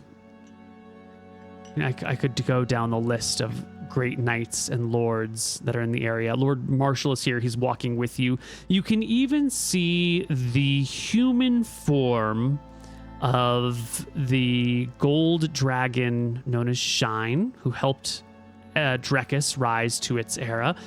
She's an advisor to the King of Mystria. She's got one eye. She can take human form or dragon form. She's got scars across her face from terrible battles that were fought earlier. There must be, 400 great knights in this room, plus diplomats, heads of households who are beyond their fighting age. All those movers and shakers and decision makers within the Empire of Drekis stand in this chamber before you. Quiet, solemn, wizards, clerics. Those few clerics that are left that are worthy are here as well. And you and Marshall, Lord Marshall, stand in the hallway. He gives you a nudge. And the two of you can walk down this long carpet towards the Queen, who's sitting up on a dais on a great throne. The seat next to her, reserved for her late husband, sits empty. Beside that is a spot for her heir. Actually, I guess on her other side is a spot for her heir and her other children. They stand on the dais as well, as do various knights in white representing the Queen's Guard. A room full of power. Now, it goes without saying that you've been searched ahead of being brought in here. Any weapons or spell components you may have had have been left off of you. spell casting is a dangerous thing. If you were to attempt to cast a spell here, even just a quick utterance, just a murmur of beginning to seem like spell casting, you'd probably be, instantly vaporized by a nearby something or other. Yes. The queen is also a powerful sorceress and a warrior in her own right, and is equipped with all the greatest magic of the kingdom, so assassination here would be hard to do. Anyway, it just needs to be said, because sometimes... Yes. What was the right way to address our queen? Your Highness, Your Majesty, Your Royal Highness, any of these over the top terms of flattery. Yes. Empress Wick. Yeah. Your Highness Empress Wick. Thank you for seeing to me today. I look around. I was hoping that I would be able to talk to you more privately. If what Lord Marshall has hinted at may be true, all of our people deserve to know the threats that face our nation. You have spoken of the rise of another dragon. Wait. I hate to cut the queen off, but I say wait when she says the rise. And I will say, my queen, I'm sorry to cut you off, but I believe that this is the part that needs to be discussed in private. I look around and say, it is my belief that discussing this in the open is the very catalyst for what will lead to something terrible.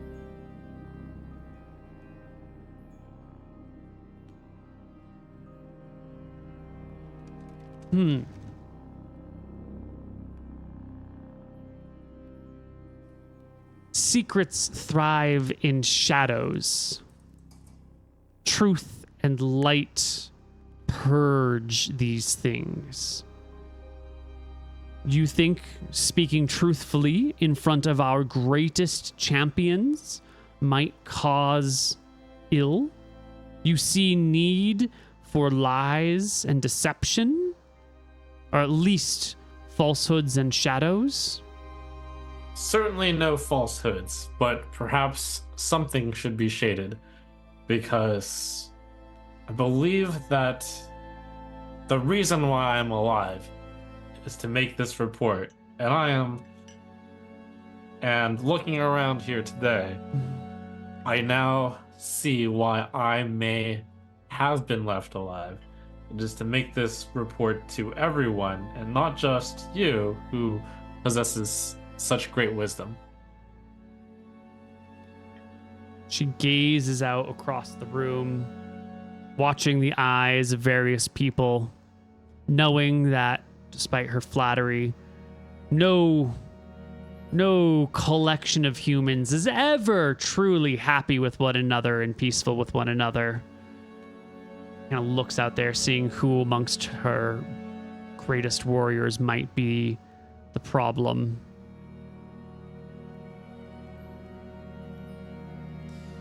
Be that as it may, if this empire is to truly rise, it must be done in unity.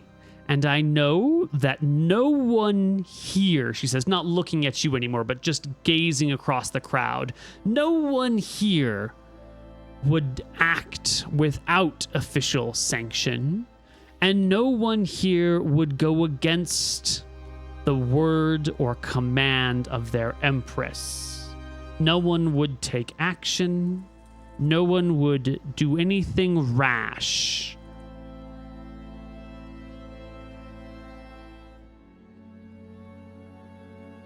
Thank you, Empress. You, Mr. Mapper, a lowly cartographer from a small part of town, raised to your heights, funded by, I do believe, if what I've been told is true, a royal commission to enter academies and learn. You who have partaken in the Battle of Ethos, who have driven out the forces of the Varasi Empire, who have slain countless orcs. You have proven your loyalty time and again, and I heed your words and ask you to trust in my judgment and control over my people. Very good. Very well done. And I go on with my report, though deep down I believe that this may cause something terrible to happen. Then I am here to report about what has happened to the Spice Islands and Embershore, and the threat that indeed lies underneath the volcano there of Brimstone. He lives. There's a murmuring through the crowd. You hear a couple of people shout, "Balderdash! Impossible!" The queen raises a hand for silence, lets you continue. Yes, on the behest of the Empire, I went to the Spice Islands, where I was tasked to find out information about Idria, who had taken over. I found this Idria. I had a talk with him, as well as never saw the dragon himself, but very convincing. Talked with Brimstone, and Idria ruthlessly killed my bodyguard there, as he wanted to demonstrate defiance towards Drekis. You spoke with the red dragon beneath the mountain. While I cannot say for certain that it was Brimstone, I do believe it was, as I did put my head down a crevasse that Idria had set up, without Idria's knowledge, and conversed with one who identified himself as Brimstone. Yes. It seemed like they were preparing a ritual to free Brimstone from the mountain above that sits atop him. What did this ritual look like? The ritual is unknown. However, I fear that by giving my report here today, that it appears that he wanted me to give this report today. Which may lead towards the ritual's completion. If us knowing about this ritual is what will cause it to pass, I think the dragon has slumbered under a mountain for far too long. These people are no imminent threat. There is no need to act or move in their area. No need to bring them men at arms, nor spells cast from afar. Perhaps a meteor storm upon the mountain would rise it, or an earthquake throughout.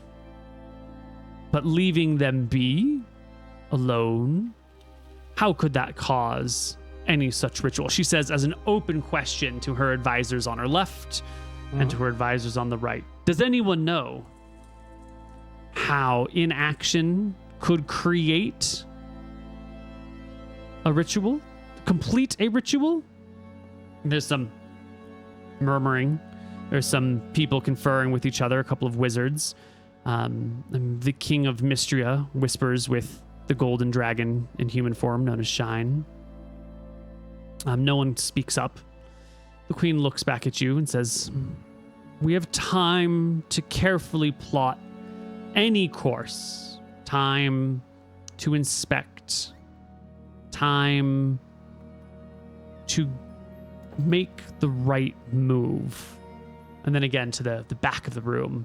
Let no one in this room, nor anyone who works for them, set foot upon any spice island until I have given my instructions. Those of you who guard the borders, intercept all Drekisian craft heading there.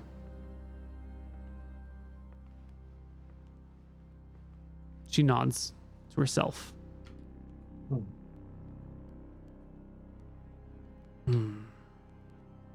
What do you know of the origins of this warlock, this Idria? I had an opportunity to converse with him. It seems like he was pulled out by this Brimstone, and that's what led him to the called out to the island. Yes. What does that mean? I can only ascertain that he had a strong feeling within him to travel there and to seek out Brimstone, to seek out a source of information that turned out to be Brimstone. From where does this man hail?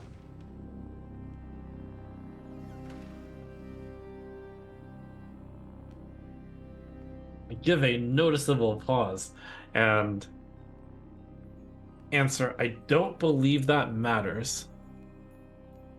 She raises her eyebrows and Richard Marshall looks to you like, what the fuck are you doing, dude? And he gives you kind of like a bit of a nudge with the elbow and be like, answer the queen's questions. Why does it not matter from where he comes? I believe that this must be part of the plot. Forgive me. I know what he looks like. And I know what he speaks like. But this seems to be what could be part of an elaborate plot to, so to say, we identify him as coming from a certain region, and then we dislike that region because he's from that region, even though he has nothing to do with that region himself. Are you saying that this man, this warlock, may be attempting to set us against his enemies or our own enemies for his own purposes? Yes, that is possible. Richard looks over at you like, dude. I look at him and say, what? He keeps his mouth shut in front of everyone. Have it out then. What does he look like? What is this false flag he waves? All right. Did he look like an Akuban? I never actually asked that. Yeah. Okay. He looks like he hails from Akuba. He speaks Akuban. He does not speak Drekisian very well. And he has some dragon scales here and there. Patches. On his clothes? On his skin.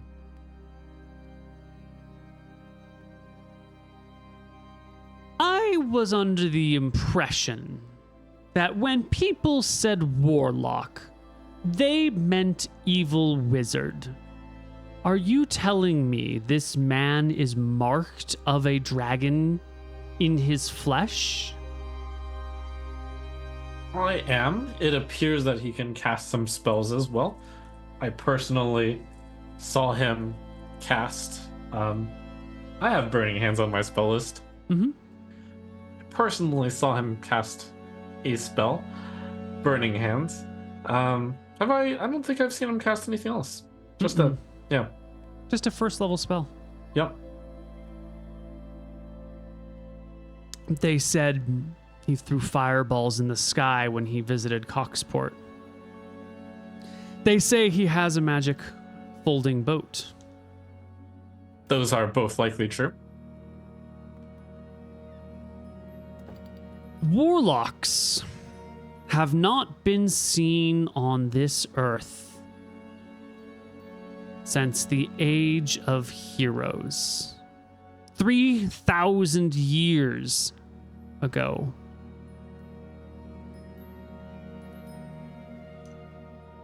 I find it difficult to believe. Is it possible that these were simple inked tattoos?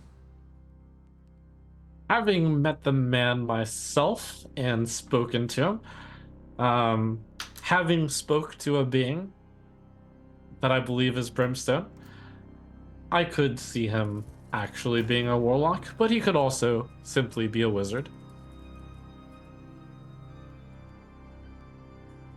The queen wraps her fingers on the edge of her throne. Murmurs roll through the crowd. She motions to a nearby wizard or sorcerer or something of some kind who leans forward, and the queen will whisper in their ear for a few moments. Spellcaster will pause, whisper something back. The queen will nod and kind of shoo them away.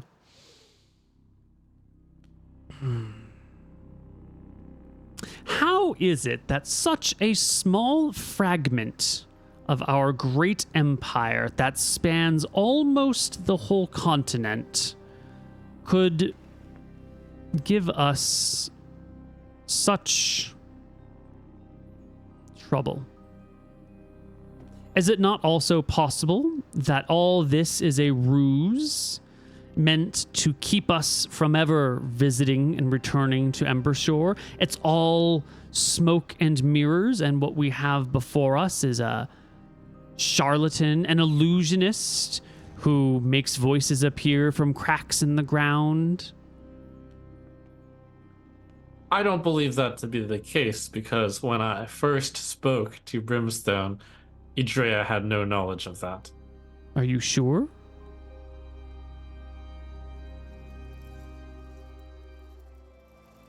I am not certain, but I am pretty sure.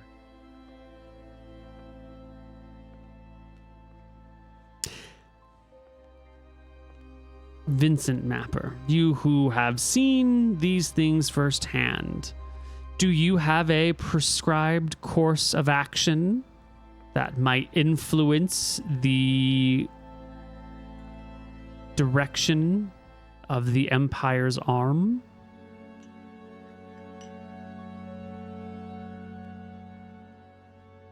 Ooh, I think about it. I've probably given it some thought, but I haven't in real life given it thought. Maybe we cut it here so I can have thought about it. All right. We will come back not next week because I'm out of the country next week, but the following week with some more Rise of Drekis, Chapter 5. See you guys then.